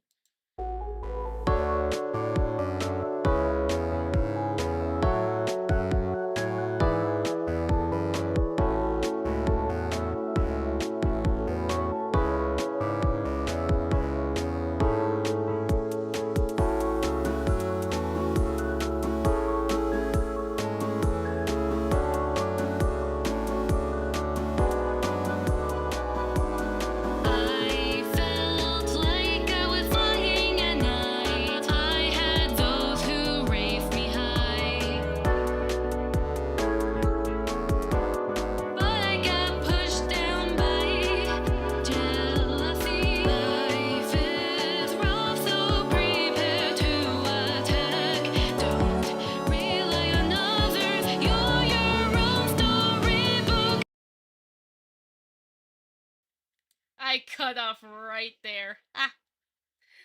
But yeah, that's a little snippet of like the beginning of the song. So I don't, I mean, pretty much if you've seen all the teasers of it, you probably pretty much heard half of the song. And obviously there's the original version that does exist already, but you know, I just want to wait till the music video. I'll try to make it as fast as I can because I really want to post it. I want you guys to be able to play it. Yeah, I really want to do it as soon as possible. I really do. But yeah, but I look forward to it, and I hope you guys do. Yeah, I'm so sorry that was loud, because, like, even with loud my headphones. What's your voice so pretty? Thank you. I'm so sorry, Wildfire. I promise on the release it's not gonna be that loud. Oh, wait, actually, wait. Did I put a gain on this filter? No, I didn't. It was just really loud. Your voice is very pretty. Thank you. I'm so pumped for the full song. Thank you. I appreciate it.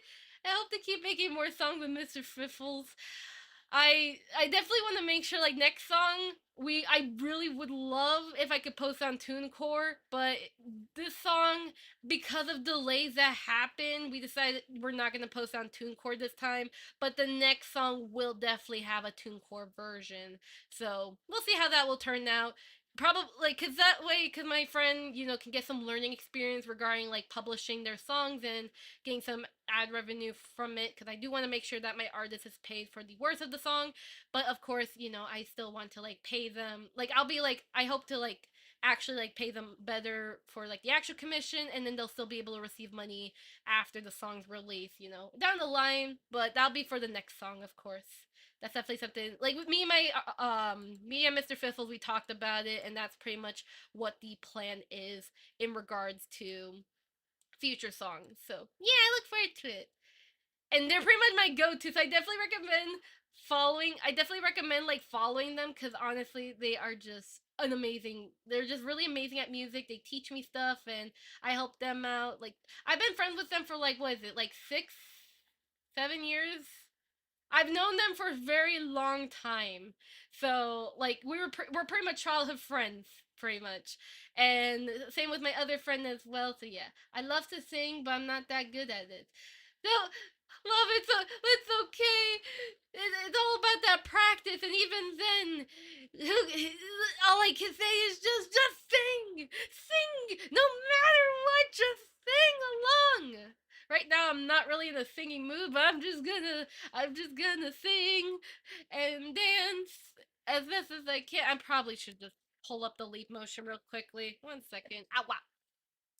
I'm gonna pull up the leap motion so I can show you guys. and my leap motion has stopped functioning. Great. That is the most beautiful thing ever. Legend Dragon, were you here to hear the music? I don't know if you were. And my leap motion crashed, so that's great news. I also learned something too, by the way. Did you guys know that you can actually, like, let's say, for example, if you're doing the leap motion control panel and you don't want to accidentally show, like, your IRL setup, there's actually a setting. I should definitely make a tweet about it. There's a setting on the leap motion panel someone taught me regarding like hiding your IRL like visual so that way like in case you accidentally leak the control panel or something like that, or if you're trying to show someone else you're debugging or anything like that, there's a way to do it. Because I've always had a hard time showing my leap motion control panel just because I don't want people seeing my hands. But now there's actually like I just realized there's a setting that hides that, so I'm really happy, and I can still see the tracking preview, so that makes it better.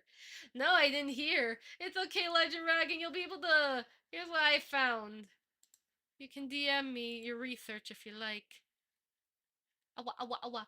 But yeah, but don't worry. The full song will be released eventually. I really hope this year. Probably no more than the summer, honestly. Yeah, it's okay. Definitely feel free to let us know your research, Wildfire. Share it with everybody. We want to hear what you've learned. Thank you.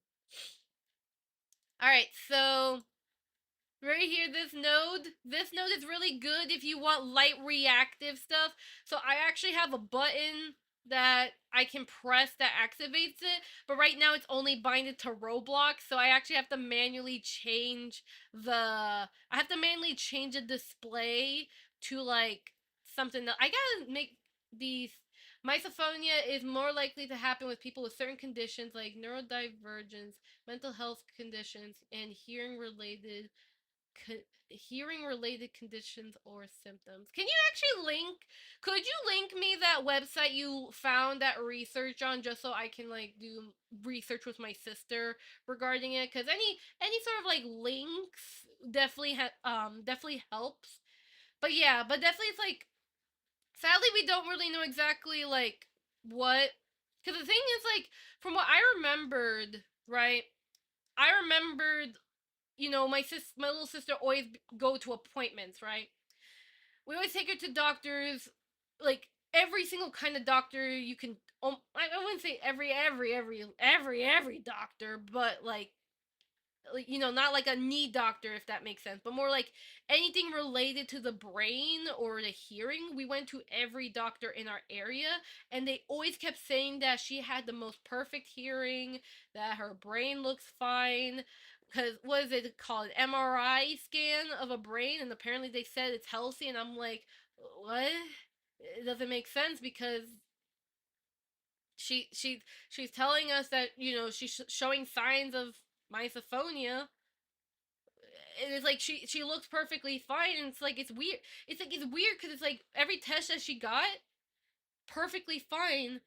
And I even remembered, and I even mentioned this in like the video which I unlisted, which you can see it in the Tiltify, but I've even mentioned that in her last appointment that it was her very last appointment. It was her hearing doctor or something like that. And we were really, really hoping to get an answer. But when the doctor came out from the room, they were saying, I'm sorry, there's nothing I can do to help you.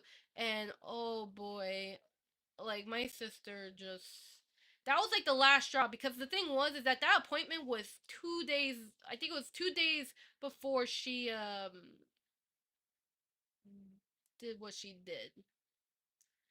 I gotta go. It's okay, love. Make sure to take good care of yourself. Drink some water. And also, have plenty of food to eat. Definitely take good care of yourself.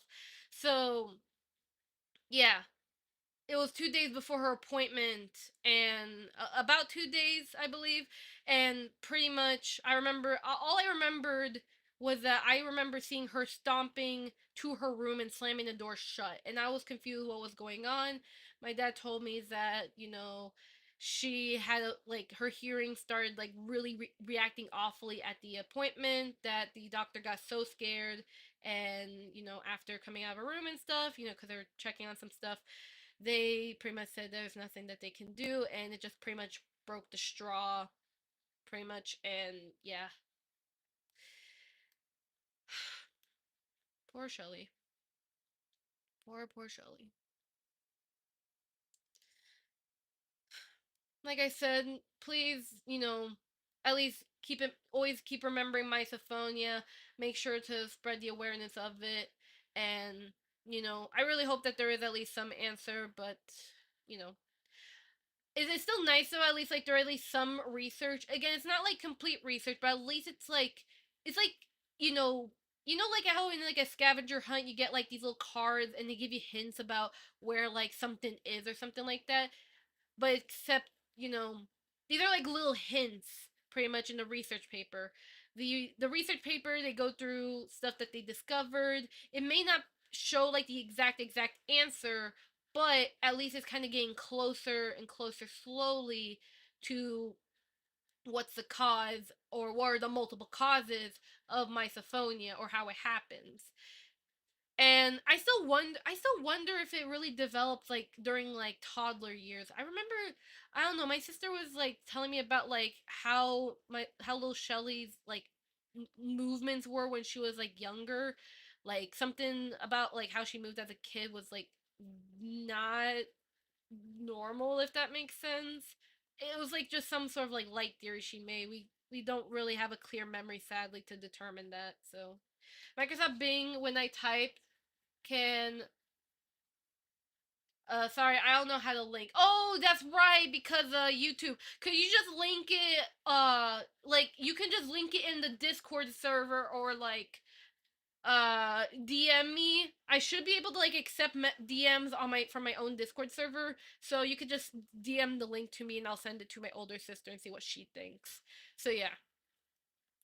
I'll definitely let her know because, since my sister is also heavily like wanting to learn more about this, it definitely will help both of us so that way, we both get some like idea of like, you know, about misophonia so we can like strengthen our knowledge and, spread the word about it. So yeah, I thank you, by the way, for taking the time to research. It really does mean a lot, and I hope you do. I hope you have learned some things regarding misophonia.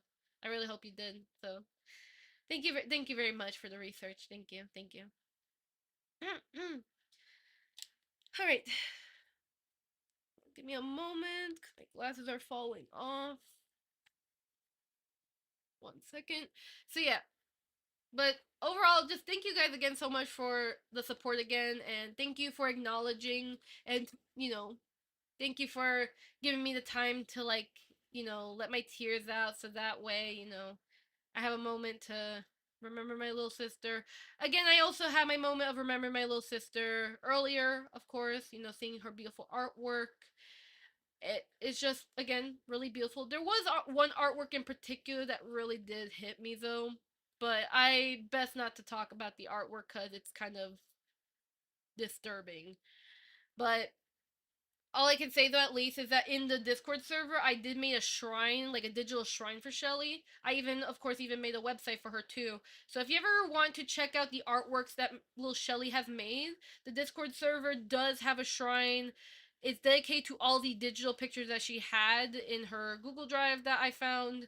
We, of course, do have the physical sketchbooks as well, which we are, keeping safe in her room. We have a beautiful dresser and everything like that, all neatly organized with all her letters, sketchbooks, and the things that she loved. Because we even had it where she brought that little feather from that one duck she loved so much. She had the feather, and then she always collected gems. She always likes collecting like gem related stuff. So we made sure that her room was really pretty. So yeah. So if you ever want to check her artwork and see how talented my little sister is, there's a Discord server, but there's also the website. I should probably make a like a command for the website, but I'll actually I have the link right here, right there.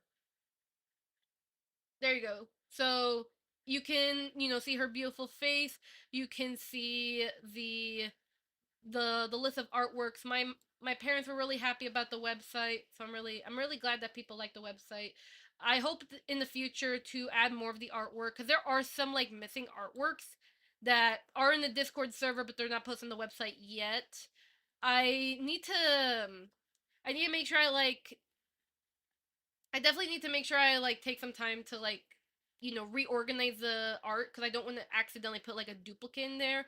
But I'll make sure to like reorganize, because there's a lot of a lot of artwork that she's made, and even the sketchbooks. There's like, what is it? There's like 30 per sketchbook that she's done. So there's a lot of artwork that this girl has done, and it's gorgeous. It is beautiful. So I'm really glad at least you guys get to see it. It's really beautiful. It's really beautiful. All right. Let me go ahead. Let me go ahead and we're gonna we're gonna slowly try and continue. Otherwise, wait, what time is it actually? It's almost 3 hours. I'll keep streaming a little longer so I can go over the plugins with you guys, and then I'll probably like take it easy for today, cause just to relax some stress, I I'll probably, I'll probably eat after stream, honestly, cause food does make me feel happy.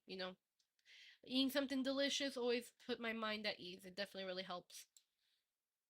Alright, so the get average color node, like I said, this is really nice, if you want to have like your screen, let's say like your computer screen, right? You're looking at your computer screen and it's emitting light, and you want to have like that sort of effect on your character.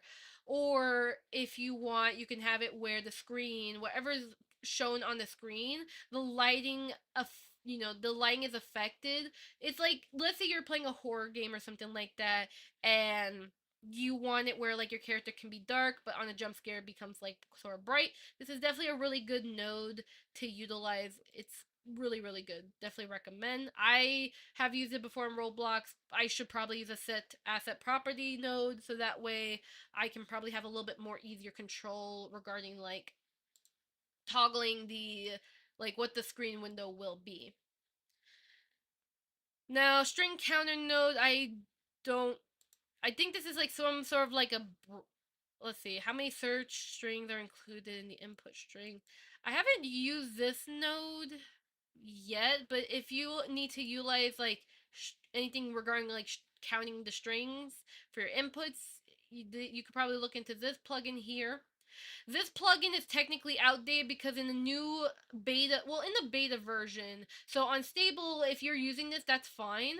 But in the beta version of Warudo, we already have this as native support. You can already have custom LUT support for both the Warudo Pro users and also standard Warudo users. And, it's already just works perfectly fine, so definitely keep that in mind. If you do want the native version of this, update your Warudo to the beta version. You can easily do that on Steam. The Discord server does have instructions on how to do that, and you can be able to get the native version of this. I haven't figured out this one. This seems to be just Leon's like nodes for stuff, so you can check that out if you like. But again, I haven't found a use case for this. This is definitely really good if you want some interactive, like interactive like emotes raining from the sky. I'm also lagging like crazy. Did my Warudo literally just crashed? All because, yep, my Warudo just crashed on me. I need to fix that, but let me go ahead and add the music. Oh no. Oh no. Okay, my Warudo legit just crashed. That is super silly. How to fix? Okay, I'm going to fix it. I will say one thing I have on there's one thing I have on long car truck trips is that I get car sick very fast and I go through so much pain. Oh, sometimes I remember a time I used to get so car sick because I ate breakfast and the car was going so fast. Do we have any cool updates on Warudo? If you have the beta version of Warudo on Steam, you have the ability where if you're... Actually, I should show you, actually. So one, if you're using the LUT or LUT textures on your setup, you have the ability to have custom textures for that, so you don't need to use a plugin anymore, which is pretty nice. I think there's some quality of life features pretty much, so there are some bug fixes like the leap motion, for example, which is pretty nice. Let me see. Yeah, so they're pretty much just quality of life features. You can do control mouse scroll, so you can roll the camera like you do in Luppet or Vignon. I think they have different key bindings though.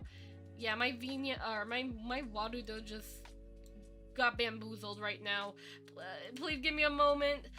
There's like fixed liquid, and then yeah, leap motion tracking is better. There's a VMC fix. There is now a toggle for the pendulum on and off, so it's much easier to do that with nodes. And then there is the, I think apparently the character bone offsets can work a lot better with tracking now. Did my Warudo just crashed again? My Warudo does not love me anymore. Oh no. Let me go ahead and put myself back. There you go. Hi! Okay, so yeah. Yeah, I'm also very excited for the VR tracking in Warudo too, because it's definitely something that a lot of VTubers have always asked for, and it's a very high demand, and it's actually on its way.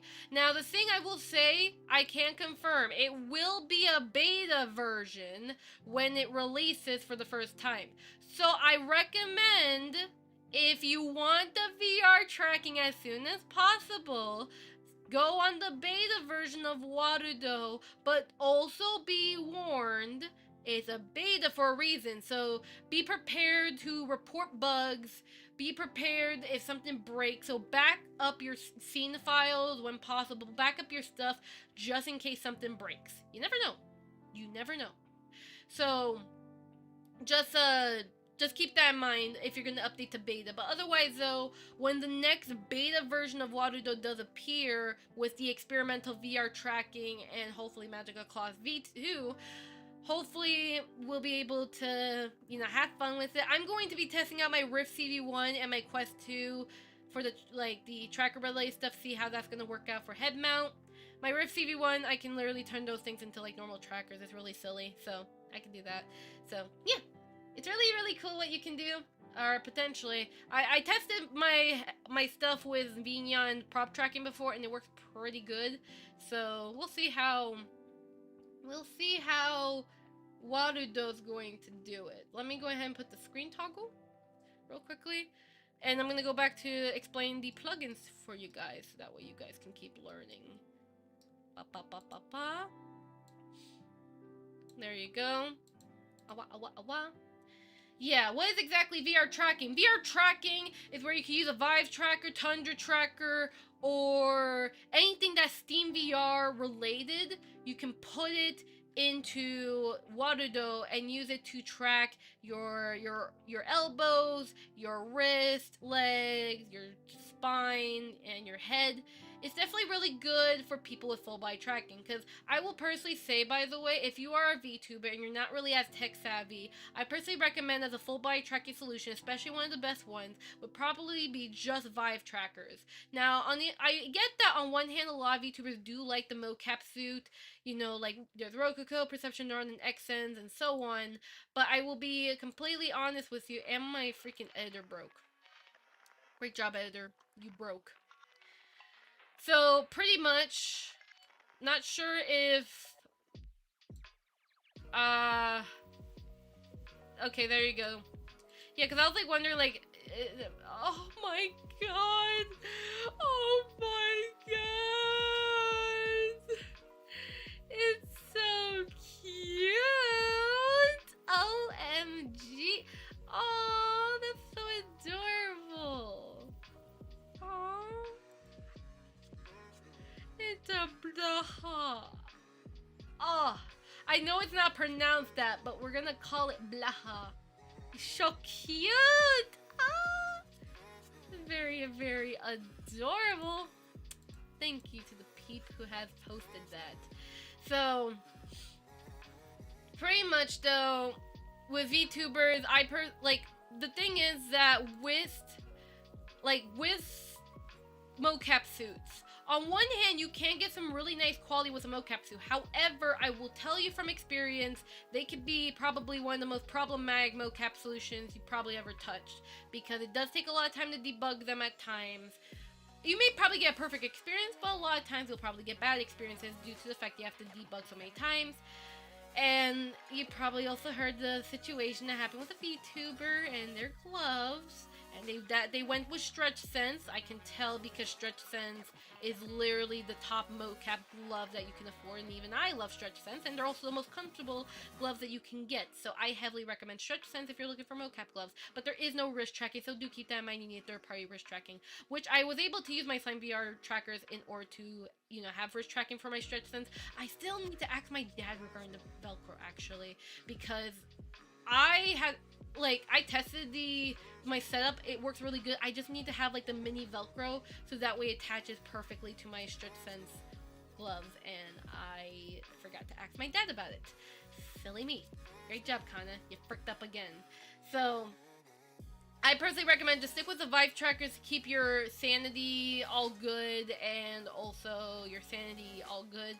Also, do you think we will get expression tracking IRL in VC Face? What do you mean by expression tracking IRL? Do you mean like, if you want more expressive face tracking, just use an iPhone, which for VC Face users, you can use an iPhone. In fact, VC Face was pretty much the first ever VTuber program to ever integrate iPhone face tracking, because a lot of people wanted an emoji. They wanted an emoji. I think it was actually Drayton that implemented iPhone tracking. I don't remember who. Or was it Lippet? I think it was Lippet, actually, now that I think of it. No, they used webcam.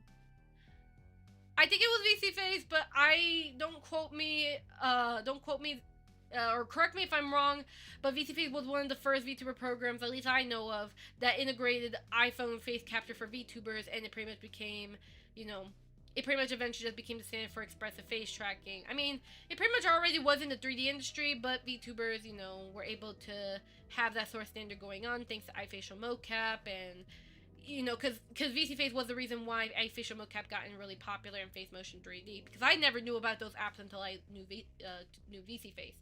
So, yeah, so pretty much, you do need an iPhone, and you do need the AirKit blend shape for the most expressive face tracking. If you're wondering about MediaPipe for VC Face, I read from Deet's Discord server, and according to Miliana, it seems like she has it seems like, I don't know, how do I say this? I can't be too definite because you never know what will happen in the future, but what I will say is that from what I've seen in the messages, it seems as if there are no more plans for VC Face getting an update, most likely. Probably just due to the fact that Binyan and Warudo already exist, and it's kind of like, because they're growing so fast and people are pretty much switching over, it kind of comes off as if there's no need to update VC Face anymore, if that makes sense. Again, no offense to VC Face. Like I said, I love the program. It's very simple, great for testing, and great for those who are starting off with VTubing, because the UI is very simple to understand. The settings are really great, and especially if you're someone who's not really tech savvy, like too crazy, VC Face is honestly a really perfect solution to balance being free, to balance, good settings, but it's not overdone either. That's why there's a lot of VTubers that still use VC Face this very day, because it's easy to understand. Yeah, sure, the UI may not look its best, it's the default unique UI settings, but you gotta admit, the simplicity of VC Face is still really nice. And with the VSF SDK, you can still do a lot with it. But of course, if you want to go more insane, then there's Vinyan and Warudo. And for the most part, because of how Warudo especially is very crazy with the VTubing setup, and Vinyan is also crazy in the setup, it's kind of hard to kind of compete with those programs, since they're already pretty well mature, and they already have so much going on in the programs that it'll take a long time for one developer to make up, or to catch up with those sort of features. And even then, it's kind of what's the point, because you can just custom script with Warudo, and you can also custom script with Vinyan. So it's like, I can see why, like, to an extent, why VC Face is no longer getting its updates anymore, probably due to that. But also, I was also brought up the thing regarding, like, some people insulting VC Face as well, and all I can say is, please don't insult VC Face, because if it weren't for VC Face, we wouldn't be able to have 3D VTubing program for free, because well, actually, there was I think it was 3Tnet and VC Face kind of came around the same time. I think it was 3Tnet first, then VC. Yeah, no, it was 3Tnet first, then VC Face. 3Tnet was free though, but they do have like a paid version. But VC Face was 100% free. There was no like paid feature or anything like that. But even then, even with 3Tnet, a lot of people still went with VC Face due to how nice the tracking was and for free. So all I can say is, don't insult VC Face. While yeah, you may be on fancy Warudo or you may be on fancy Vinyan, there's no excuse of insulting the program. Same thing with, don't insult Warudo because you don't understand how to use the program. Simply just use a different program, because Warudo sadly cannot be for everyone. We have VMagic Mirror, we have 3Tnet, we have VC Face, we have Lupit, we have VDraw, we have Vinyan, we have what's another program that we have? There's this one program, but it's in Japanese though. It's this one VTuber program that actually can load PMX models. It was made by I think it was made by MQDL, the person who made Zsmo. Yeah, I think it was made by MQDL, where it's a VTuber program for those with PMX model formats. I should probably bring awareness about that program if I can find the tweet for that download. I think I have the program installed, but I need to find its name. So I will take a look. Oh, did someone just left? Sorry, I gotta go. Bye, Wildfire. I didn't even realize you left. I really hope that they do get better though. Get better soon, Wildfire. I didn't even realize. I was like in my brain, I was like so mesmerized by 3D. I was like, man, I'm gonna be talking about these VTuber programs. Holy frick. Because I love it. But yeah, so how can you smile IRL, then it picks up in an iPhone? Yeah, Blaha, it's an iPhone. See, I'll zoom in. I'll take off my glasses so the tracking's a little better. And so I'll do this.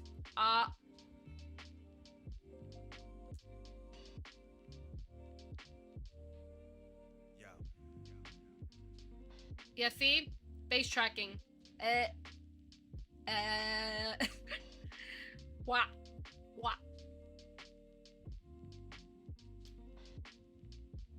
See? All with an iPhone. I can do this.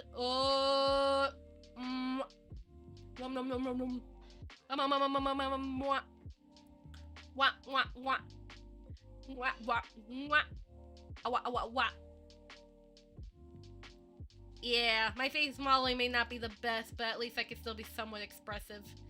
Yeah.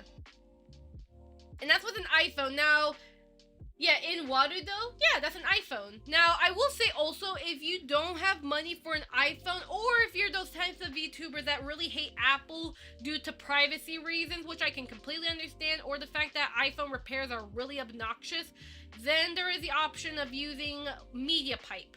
MediaPipe is kind of the newer tracking setup that VTubers use. Originally, we use OpenCFace, which honestly is still really good. It's open source. You can definitely mess with the code if you like. So I definitely recommend it for those.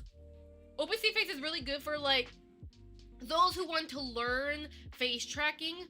Like they're starting off with learning Python, they want to learn how face tracking works. OpenCFace is really good to do the studying, and then as you advance, you can probably learn MediaPipe, as MediaPipe is a lot more crazier, but it's also very experimental in the AR kit. So pretty much, only the newer VTuber programs pretty much have access, or at least the programs that have been updated, they have MediaPipe support. 3Tnet actually have updated their program to have MediaPipe support, including hand tracking for webcam. Then Warudo also have MediaPipe support where you have webcam hand tracking, as well as expressive like you know, webcam face tracking. Now, it's not perfect though. You'll probably look like a drunken sailor with media pipe, but once you tweak the settings, you'll probably have a good time. It's really nice if you want to like trial to see like if you really want to buy an iPhone and invest in that. Also, as well, you do have to make sure you have the ARKit blend shapes too if you want to see that expressiveness for both iPhone and media pipe ARKit. So please keep that in mind. I have a tutorial that goes over how you rig iPhone blend shapes completely from scratch, but if you are a Void model, you can simply auto rig with Kana tool due to the fact that there is a topology standard with Void models. It's why every time if somebody opens up your model file, they can immediately tell it's a Void model because of the topology. So, your topology is literally the identification of where your model came from. Don't forget that! Okay, please point. Thank you. Don't forget that! So yeah. But either way, besides that, that's pretty much at least like your main option. Now there's of course RTX tracking, but that only works with GPU, like RTX GPUs. So I've actually made I wouldn't say a tutorial. I've actually made a lecture video. Hana tool is a $10 add-on, a Unity add-on that allows you to auto rig only for Void models. You cannot auto rig a from scratch model. You could use Faceit, but if I'm going to be honest, you're probably just wasting your money because it only uses the Blender meta rig that's defaulted in Blender, and it just slaps on the drivers, and it's a good animation tool, don't get me wrong, but VTubing, I mean, you can argue depending on your model, sure, it can work, but I personally recommend, it's honestly just better to just hand rig it, because you'll probably get a lot of issues with auto rigging the face, like the facial rig. You'll have to like definitely really heavily mess with the weight paint, like of the rig.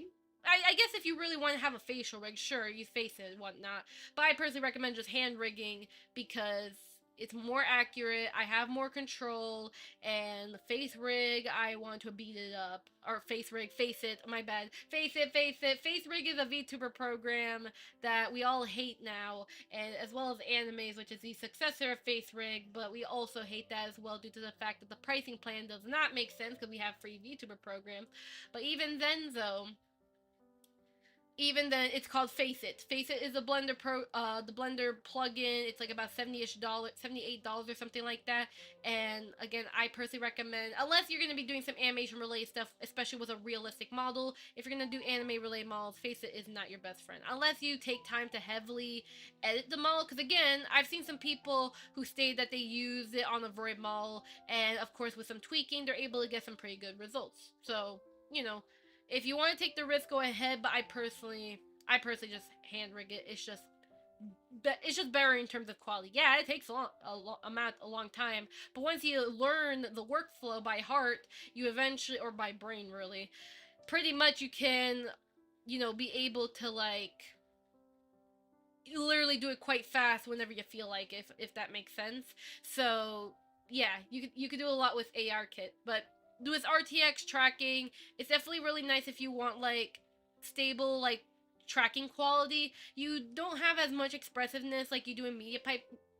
Like the lecture video I made pretty much highlights the face tracking related stuff. It's not like a tutorial per se. Also, did I actually post a thing on Twitter? Oh yeah, I just realized that. I realized I didn't post it on Twitter. But let me see. Let me get the video for you guys. So, for anyone who wants to learn about, like, knowledge regarding, like, face tracking quality. So, I have, like, my iPhone comparison video, and I've even explained in there, like, oh, pretty much as long as you get an iPhone XR and above, you're pretty much good to go. But I also made a video as well regarding improving face tracking. So if, let's say, for example, you're wondering about webcam versus iPhone or what your options are for face tracking, this lecture video goes over that. I believe I've added captions. So this one is a tutorial that does have the ability for translation. So if you do speak in a different language, there is translation support in that tutorial. So you can just switch up the captions, bada bing, bada boom. But even then though, there's that if you want to learn a little bit more regarding like different the different tracking solutions, how you can improve your face tracking, and all the other stuff. So yeah. You're teaching me so much. Thank you. No problem. I'm happy to teach everyone regarding this stuff because it's like, you know, I really want to dump all my knowledge. I can't keep it. I can't keep this knowledge all to myself, to be honest. I really can't. It really hurts my brain. And even sometimes I need a refresher of like, hey, how did I do this in Blender before? And sometimes when I look up a tutorial, I get back to my tutorial. So it's like, I'm also helping myself out by making sure I write out these tutorials so I can remember in case I forget or anything like that. It's also why I'm making the written tutorials, because again, I think especially the written tutorials are going to be really good for translation. So, oh yeah, I got myself really carried away with the whole talking. I really need to talk about this for my Snowflake members, or did I already talk? I think I already talked about this for my Snowflake members. Oh yeah, I already talked about it actually, but I'll say it again. For all my Snowflake members, the writing and captions project is beginning. So meaning that I have some goodies for you guys. So, starting on Thursday, I will be starting to do members only live stream as experimental and hopefully probably on a weekly basis. So if you want to get early access to the written version of the tutorials, or even provide feedback, or even watch me live writing down the tutorials. Maybe you can learn something while I'm writing down the written version of the tutorials. I will be hosting those members only live streams. Only for those who are Snowstorm members and above can get the members only live stream. But if you are a Snowflake member, the lowest tier, you actually at least get access to the website, but you don't get access to the live streams, if that makes sense. I kind of did an oopsie doopsie on the freaking YouTube membership. What is it called again? Goodies? Yeah, goodies, I guess. So, or perks, yes. Yeah, that. So, I will say that. But of course, like I said, I will keep you guys up to date for those who are non-Snowflake members. I'll keep you up to date regarding the progression of the website. And once it's ready to be launched, you guys will get access to it. And I will be taking time to make sure that each of the written tutorials, they will be having their proper links to, like, there'll be the written tutorial and then they'll have the proper link to the video one. And once I make sure I'm like up to speed regarding like updating the written tutorials to the video ones, eventually the YouTube Shorts project will eventually commence. That, or the remake tutorial project, where I will be remaking old tutorials and revamping them to new ones so they have a better explanation and you can learn so much better, especially if there's an old tutorial that you really need to learn, but the information is either way too outdated, whether it's overly explaining, because I will say, yeah, my old tutorials do over-explain way too much, that they should be remade so they can explain a little less or a little bit more accurately. So that's something I plan on working on, just remaking the old tutorials. There are some tutorials I don't plan on remaking because either like they're not really necessary, if that makes sense. Like the VC Face Ultimate Guide and the PMX Editor Ultimate Guide for the UI, those are not getting a remake. They're just kind of gonna just exist for the most part, and I'll just be kind of like making individual like quick tutorials for VC Face users, and then for those who are MMD users, I'll be making sort of like scenario tutorials, like if you're trying to do this, do that, so yeah, I should probably make a tutorial regarding like how to kit bash. That's the thing too. I already made a kit bashing tutorial a kit bashing tutorial series on how to do it in Blender. I need to do a kit bashing tutorial series for PMX Editor users. But of course, I will make sure I have the disclaimer, hey, don't be rude to Tita. You don't really own the model. Just because you kit bash it doesn't mean you own the model. You just kit bashed it, to be honest. So if you really want to own the model, you gotta model it from scratch or just use a void model. So, I got content planned for you guys. I got content planned. It's gonna take a while, but I got content planned for you guys, and y'all are gonna learn. I got so much learning material for you guys, and every single one of y'all are gonna learn, whether it's Warudo, whether it's Vinyan, Blender, Unity, PMX Editor, MMD, and maybe one day I might get back to Source Filmmaker to make some tutorials, but even then though, I mean, there's already some pretty good tutorials that exist already, so, But I guess, you know, for some people who prefer my teaching style, then I guess maybe, depending on how things go in the future, sure, maybe potentially source filmmaker. But I think I actually know one person, honestly, that's actually really good at explaining source filmmaker related stuff, and they also are really obsessed with it too. So if they happen to make tutorials, honestly, I would recommend them, honestly. So yeah. But lots of content on the way. It's gonna take a while, but I'm gonna keep at it, you know? I'm gonna keep at it for as long as I can, you know? And if by any chance I ever end up stop doing content for whatever reason, all I can say is please pass down my tutorials to everyone else and motivate people to keep creating tutorials, keep passing down the lessons, and just, you know, just keep on learning.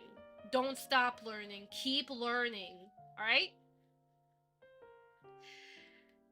Keep at it, everybody. I can't wait to see your amazing works, alright? Amazing works. Alright, so anyways, though, back to the plugins. And then after this, I'll probably relax. So, emote dropper here. Okay, I should probably not click on that anymore because I feel like I'll crash Warudo like that. So the emote dropper is really good if you want to have like interactive emotes falling on your character's head. Really nice for extra immersion, and it's also really funny. Sometimes you can probably even have it where the little emotes can actually hit your character and make you die. So definitely really nice.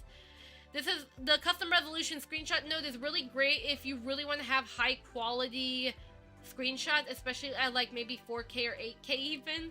I don't recommend 8K pictures, but you can definitely do 4K. So if you want like 4K resolution for screenshots, use this node. I have the node installed. Definitely a must-have. Leap motion pose detector is really good. Let's say if I were to do a peace sign or something like that, it will throw some confetti. Or if I do a thumbs up, it will literally have an explosion and a nuclear bomb. So this is something really nice if you want to have finger-related interactions or triggers. So, yeah. It's not really accurate, though, from my testing, but you can. It is doable, though. I mean, hence the name beta. Resize screen node is definitely really nice. Let's say, for example, you want to have it where Warudo... I should probably utilize that node more, because I do want to make YouTube Shorts and TikToks. Tick-tack. So, this is definitely really nice to change the resolution. You can do it with a hotkey. So maybe, like, for a TikTok step, you can have a certain resolution. And then for, like, maybe for, like, streaming, you can have this certain resolution or something like that. You sadly can't go over 4K, or you can't go 4K, sadly. I tried to do that. Unless you have a 4K monitor, that is. But otherwise, I tried to max it to 4K. I couldn't do it. Otherwise, it would have. It just wouldn't work, honestly. It rejects it. Warudo control is really nice if you want to have some extra fine-tuning with your camera. So if you want to do some intense camera animations, this is definitely a must-have. So definitely keep that in mind. There's also Warudo Pro support with it too, regarding director camera mode, but this is definitely a must-have for more intense camera controls. Yay! Navigate, this is more of like it's not really a movement graph you're thinking of like a video game. This is more of like a certain, like I think it was like an anchor where you just move an anchor and it makes the thing move. So I guess this is like kind of nice if you want like something to move around at like a certain way, especially because it utilizes the curves, because they have curves here and this one utilizes curves most likely. So you can utilize this so like something could be able to move at a curve or something like that. But otherwise though, eventually when Zero releases that movement node, I will definitely make a tutorial about it. You guys will get the blueprint. You guys will enjoy it. I'll talk to Zero when they're next available. I don't know when. I think maybe next week. I could ask them and see if maybe we can get the release of the movement graph or the movement node at least, so that way I can remake the blueprint so it works with Steam Workshop and then be able to, you know, provide the blueprint to you guys, and you guys can be able to enjoy it. The Neon's 3D... Sorry for the loud cough, oh my god. The toggle object, this is definitely really nice if there's like something within your character's game object that you want to easily toggle. This is really good if, especially if you kit bash your outfit and you have it where your parts are individual game objects, if that makes sense. So this is definitely really nice to it's really nice to definitely utilize, especially for, I think there's a native way you can do it in Waterdo though, but if you again need to have something a little bit more simple in terms for like toggling your character objects for, you know, closing or anything like that, this is a definite must-have. The editor not alone is mainly good if you're going to be using the media pipe. You're going to be using media pipe and the little window every time you exit Waterdo. The little media pipe window just doesn't close automatically. This is kind of a fix for it, but at the same time, I've noticed in the future as the updates go on with Waterdo, it kind of starts to bug out, so I don't use this add-on anymore. I used to, but not anymore because it kept bugging out my Waterdo, so use this with caution, I guess. I could be wrong, it really depends on the user. Then, of course, there's an environment. There's a microphone noise gate. This is really good if you have a very noisy environment and you don't want your lip sync to kind of do like light talking just because of the AC. So this will definitely be very good for those with like airy microphones or noisy microphones.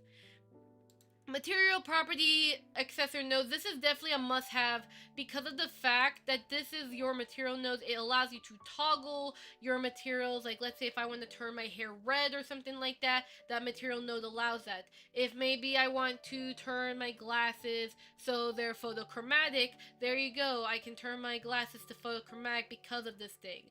Or maybe if I want it where my glasses are like this, so I can do like that meme look or something like that, then you can be able to do that.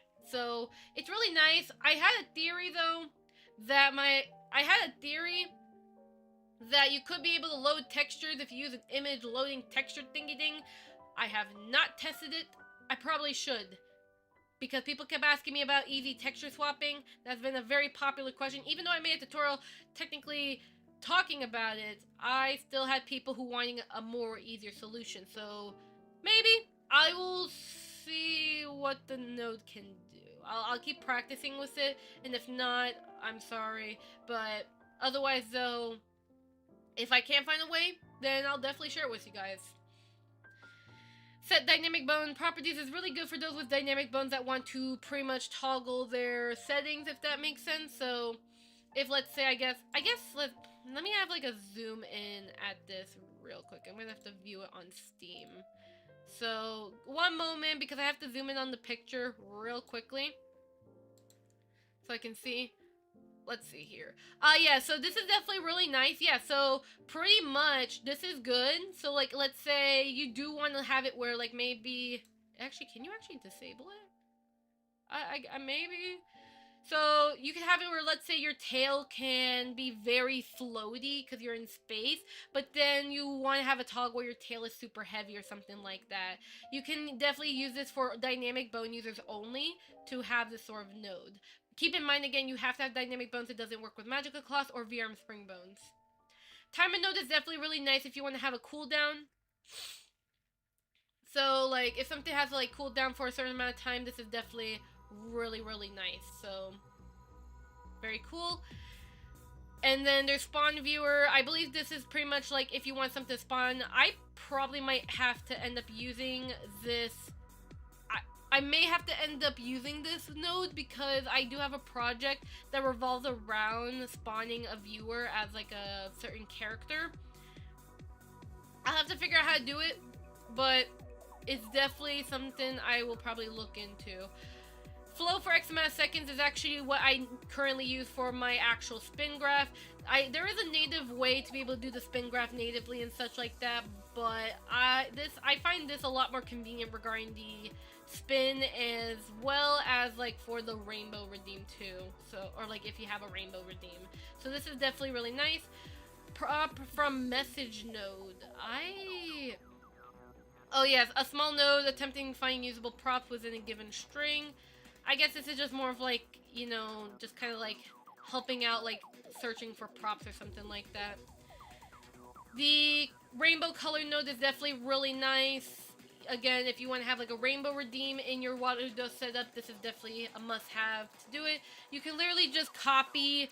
You can pretty much just copy the graph to give it a test run, but if you want it to only activate during like a redeem, you can either toggle the blueprint or something like that, or you can have like some sort of like you could probably see about utilizing the flow for X amount of seconds and see if that might help. Actually, let me take a look at how I did the rainbow redeem. Actually, that will probably explain it better. Yeah, so I do have it where... Yeah, most likely I probably have it where somewhere in my blueprint there's a redeem that will trigger this. Now, it's not active because I use OBS filters anyways, because I'm using Nilotune and it fricks up sometimes. Not really. It's fine, but even then, I don't know. I just happen to use the OBS filters because, you know, a lot of stuff in URP just kind of breaks, so I try to use OBS filters to save my life. So this is pretty much just a note in a nutshell. You can copy this if you like, but you definitely need to have a redeem that pretty much toggles it, and then after, you know, have a delay flow, and then toggles it again, so it disables it after some time. Only key modifier is really good, so that way your, let's say for example, your shift keys, this is what I use, or at least Zero Sky uses for the movement graph that he prepared for me.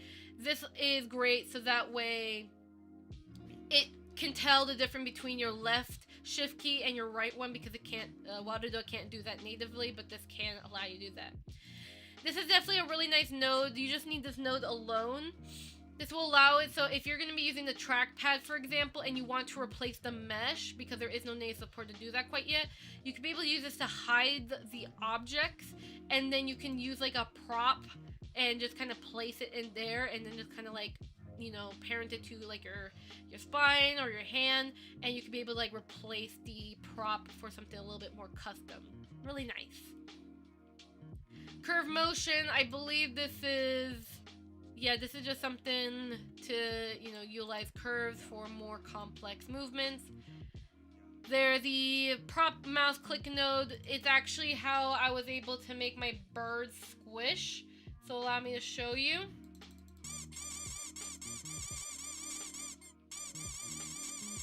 It's very cute. So yeah. I will say though, by the way, I do need to have like a hotkey to turn on and off their colliders, because if I don't do that, I literally freak out of control. So do keep that in mind, that do keep in mind very much that the be careful with colliders. You might frick up. I mean, I could probably test, but again, I probably would not. Actually, was that one of the bug fixes on Waterdo, actually? I mean, I know there was a liquid fix, but does that include colliders? Fixed character disappearing when hit by a prop by liquid. Oh. Maybe in theory that might... I'll have to see that off stream, actually. That's very curious if it... I highly doubt it, though, if I'm being honest, but worth a try later. Date time node. This is actually, from what Zero Skies have informed me, this is actually a pretty smart node. So you have, this allows you to pretty much allows you to like pretty much put an actual date and time into the node. So let's say, for example, it's Christmas. Oh my god, it's Christmas. But wait, I don't want to manually set up all my Christmas stuff like now. It's literally Christmas. What do you do instead? So you don't get late for Christmas, you can use these nodes so that way, and Vinyan has it too, by the way, you can use these nodes so that way at a certain time or date or something like that, you can be able to have it where, okay, it's Christmas, and then Water just sets up whatever the frick, I guess. If you know how to use the nodes wisely, in theory, you could probably do something like that, where like, okay, when the time happens, Warudo will instead use this model and this stuff, and boom, it's Christmas. I do not have a Christmas outfit other than the outfit I wear right now. This is my Christmas outfit, my Halloween outfit, my everything. And all I can say. Quadja just subscribed. Oh, thank you so much for the subscribing to the YouTube channel. Thank you. So yeah. But pretty much though, I would need to test this out for like future outfits on my next model, but you know, sounds really fun potential. Feline's head pat node is really nice if you want to do a quick head pat. I don't use the node personally, but for clients I do use this node because it's very simple. So I definitely recommend if you want some head pats, redeem. This is a perfect node to do it. It's very simple, very nice. Vtuber receiver is really great if you want to use Vtuber as your face tracker. Also, if you're a meow face user, this is also a very perfect solution as well. Autosaver, if your Warudo crashed so many times, this autosaver will save your life. And it saved my life too. I remember on Twitch, I was freaking crashing like nowhere every time I freaking zoomed in. I don't know how the fix was, but honestly, I was able to fix it anyway, so I'm really happy about that. Maybe Zero Skies ended up fixing something, so either way, my crashing was fixed, but this node has saved me from losing a lot of progress. Random toolbox. There are already some like randomized ways to like randomize like your props and other stuff like that. And I think you can also randomize your expressions too or something like that. But this is still like nice if you want to like, you know, use this, connect it with like play idle animation or that, and have something like, you know, you can utilize this for like an easier way to get something random, mainly for the animations, pretty much, right? Yeah, so there's the character expression node, and then there's the animation, which I think doesn't Warudo have that native already though? Random, generate random, yeah, get random. Yeah, no, we already have the random character animation. Don't we have expression? No. I thought we had a random character expression. Random. I thought we had. Oh well, either it's named something else or it doesn't exist. So I guess if you want random face expressions, you can. Could you? Yeah, because it says it has a get random character expression node. So I guess you probably would only get this if you want that. Otherwise, there's already a native way to get random anyways. And yeah. So I guess this is pretty much one of the other plugins that pretty much is already integrated natively in Warudo for the most part, like vanilla. So yeah. OSC input node is really nice if you want to add OSC support to Warudo. I was told that if you have too many of these OSC nodes, apparently, due to how it's coded, it will cause your Warudo to crash and die, but I can't confirm that yet.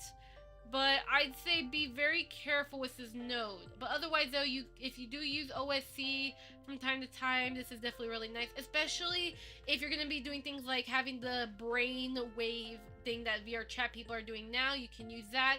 You can use this OSC node to send that data over. If you have a custom face tracking from VR chat or something like that you want to put into Warudo, you can utilize OSC to send that tracking data over to here. But you'll have to make sure you manually translate it. So do keep that in mind. And yeah, for the most part, you can do a lot with OSC. Really depends on what you want to do and where, like, the information you get the tracking from and all that. Make sure there is, like, OSC support. So definitely look into that. There's also a GitHub for the source code if you want to look into that. Okay. Feline flow tools. I think there was one of the nodes that was added. Was it this one or something like that? I think, like, yeah, I don't remember which node it was. I think it was the pulse node. Yeah, the pulse node. The pulse node, this was technically added natively into Warudo, and I think also the random, like something like with the randomized node as well, like this one was added natively, but it's like I use like, I mainly use the tween floats for the movement graph, so that way the animation is more smoother. That's what Zero Skies uses. And these, I'm not sure about the other one. Like, this one I've actually used before. I've used this before for my, what is it? I used it for my food redeem, which I definitely make a tutorial on and give you guys the blueprint for, so that way you guys can do food redeem stuff.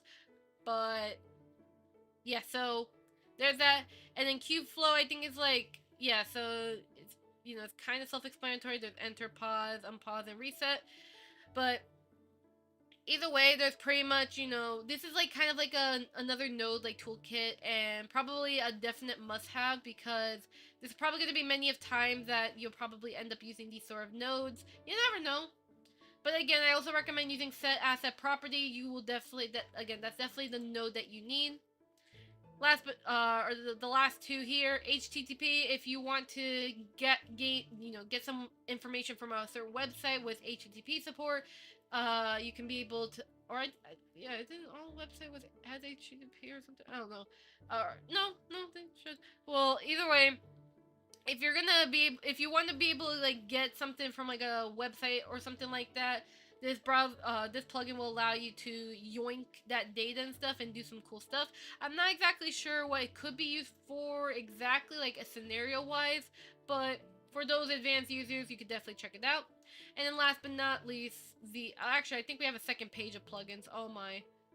Oh well, there's not a lot, but yeah, so pretty much here, the animated parameter setter nodes here. This is definitely really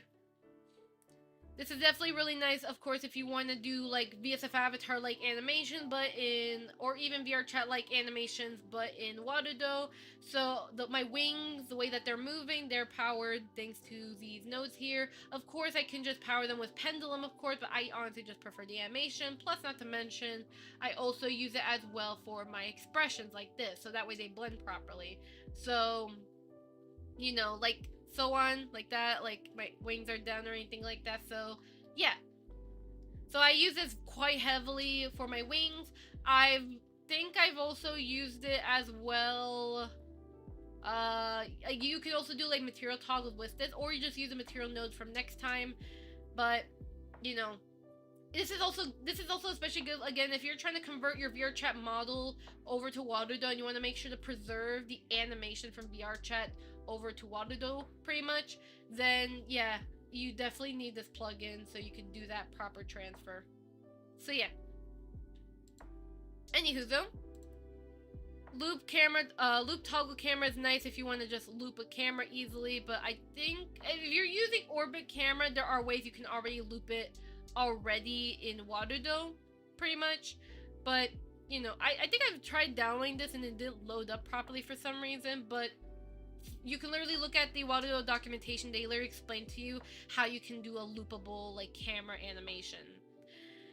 There's also the test branch here. I am not exactly sure what this is for. It looks like, let me see, generate props from that. Pro. It looks like, yeah, this is just like some test nodes if you want to like check it out. There's even timer nodes here as well, but I usually use this one apparently says it can count the quantity between the time range and trigger based on the quantity. I mainly use the flow for X amount of seconds, but if you need something that has some range to it, you can probably use it for a more specific timer. And then Jason, if you happen to use Jason and you want to use on your Vtuber setup, then just get this node. I don't know Jason yet, so yeah, I have a little bit of an idea of how OSE works, but Jason, no. HTTP, no. My knowledge starts getting limited at those, but yeah, that's pretty much my whole talking regarding Warudo plugins, and I hope you learned something new regarding my blabbering about Warudo plugins.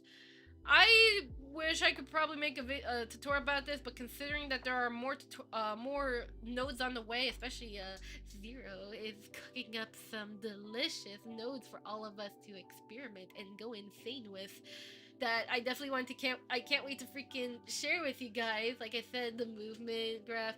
There's actually some things, of course, I can give to you guys, which I will definitely need to make a tutorial, but I need to make sure I prepare like a written version such like that. But like I said, this at least can be done only with the mouse node that does exist. So this can be done already, but I will just make sure I provide you guys a gun pack, so that way you just download the gun pack, you download the mouse node, and then I will be giving you guys a zip file so that way you can easily load the thing. I'll make sure, yeah, the fitting wise they'll be for test chan, but I will show you guys how you can rescale or like adjust it for your own models, especially if you're from scratch, have long arms or something like that. So, yeah, wow. Okay, so yeah, there's that, and of course, drawing tablet. That'll be a tutorial. Gamepad, I have to figure that one out still, but you know, I still got some stuff I got planned for you guys, so that way you guys can do some learning. So yeah, so just keep that in mind. You guys are not done learning. I got so much to teach you guys, and it's not even just water though. Oh boy, I'm gonna be hitting Vignon. I got some notes I want to make sure I give to y'all. So better prepare to be in your classroom seat, for you shall learn to your heart's content. All right. Well, either way, I should probably close Steam. Frick. But yeah, so it's been about almost like 3.5 hours. I need to rest my throat because I am starting to feel a bit of pain. But I'm going to probably, you know, get something delicious to eat, you know, to make me feel a little happier. Something delicious to eat. And you know what? Should I just like keep it with the sunglasses? I'm keeping up the sunglasses. Why not? Because sunglasses for life. Honestly, I really need a summer outfit. That would be so cool. I have an idea of a nice summer outfit. It's gonna be super cute. I like things cute. So, future outfits when new Kana arrives and you guys start seeing outfits, I can't wait. Because I'm going to look extra cute, and I hope you guys like the outfits. And I hope you guys see like the ideas I have for silly little outfits. Alright? But either way, thank you guys so much for all the support. Thank you for watching the video. I will also say right now, I did not update the members video yet, but I will make sure throughout the weekend that I do update. So do excuse when I pull up the members shout out. It's still outdated, but I'll make sure it is updated so that way next tutorial and next stream it'll be properly updated. But you know, like always, thank you for the support. Really means a lot. I hope you learned something from this stream. If you have any questions regarding 3D stuff, especially if you need a lot of constant help with your 3D journey, because I know that the 3D journey is quite difficult, but I do have my Discord server. I am very active in it, or at least, you know, I'm always there. So if you happen to have a question, then feel free to ask away your questions, and I'm happy to answer them or help you out with anything or provide resources so that way you can further learn about, you know, your VTuber journey or even just your 3D journey. Even if you're not a VTuber, I am happy to help you out in any way possible. And of course, you know, I hope that next week I'll be providing some special stuff for my Snowflake members, slowly but surely. So, Snowflake members, prepare for the freaking live stream next or the upcoming Thursday, because, you know, next Thursday already passed, so it's upcoming Thursday. So, woo! And I'll make sure to have a reminder post as well, like, you know, in a couple of days, so that way y'all are ready. So, but either way, besides that though, what was the last thing I wanted to say? Yeah, keep an eye out for any tutorials. Pretty much tutorials are now at random days depending on, like, how I feel, depending on how long a tutorial takes. So there is no, like, there used to have been, like, a schedule regarding when tutorials are posted, but they're now just kind of all over the place. Especially considering that I am working on the written plus captions project. It will pretty much be random as I am working on catching up on that project, as well as just, you know, planning out tutorials and things that I can provide to you guys. But either way, enough of the blabbering. I hope you guys do have a lovely day though, and I hope to see you guys next time, okay? Heika, heika, heika, bye-bye everyone! I hope to see you guys next time, okay? Bye-bye! And also, by the way, when I say heika, heika, that's my last name. My name is Kana Fuyuko, so just want to clarify that because people were wondering what I was saying. It's Fuyuko, that's my last name. But either way though, bye-bye! All my Snowflake members, in case you don't know, I have YouTube membership, so if you want to further support this channel and what I do, then feel free to join the Snowflake members. Otherwise though, just your support means so much to me, and I appreciate every ounce of it. Either way though, with that being said though, heika heika heika, bye bye everyone! I hope to see you guys next time, okay? Bye bye!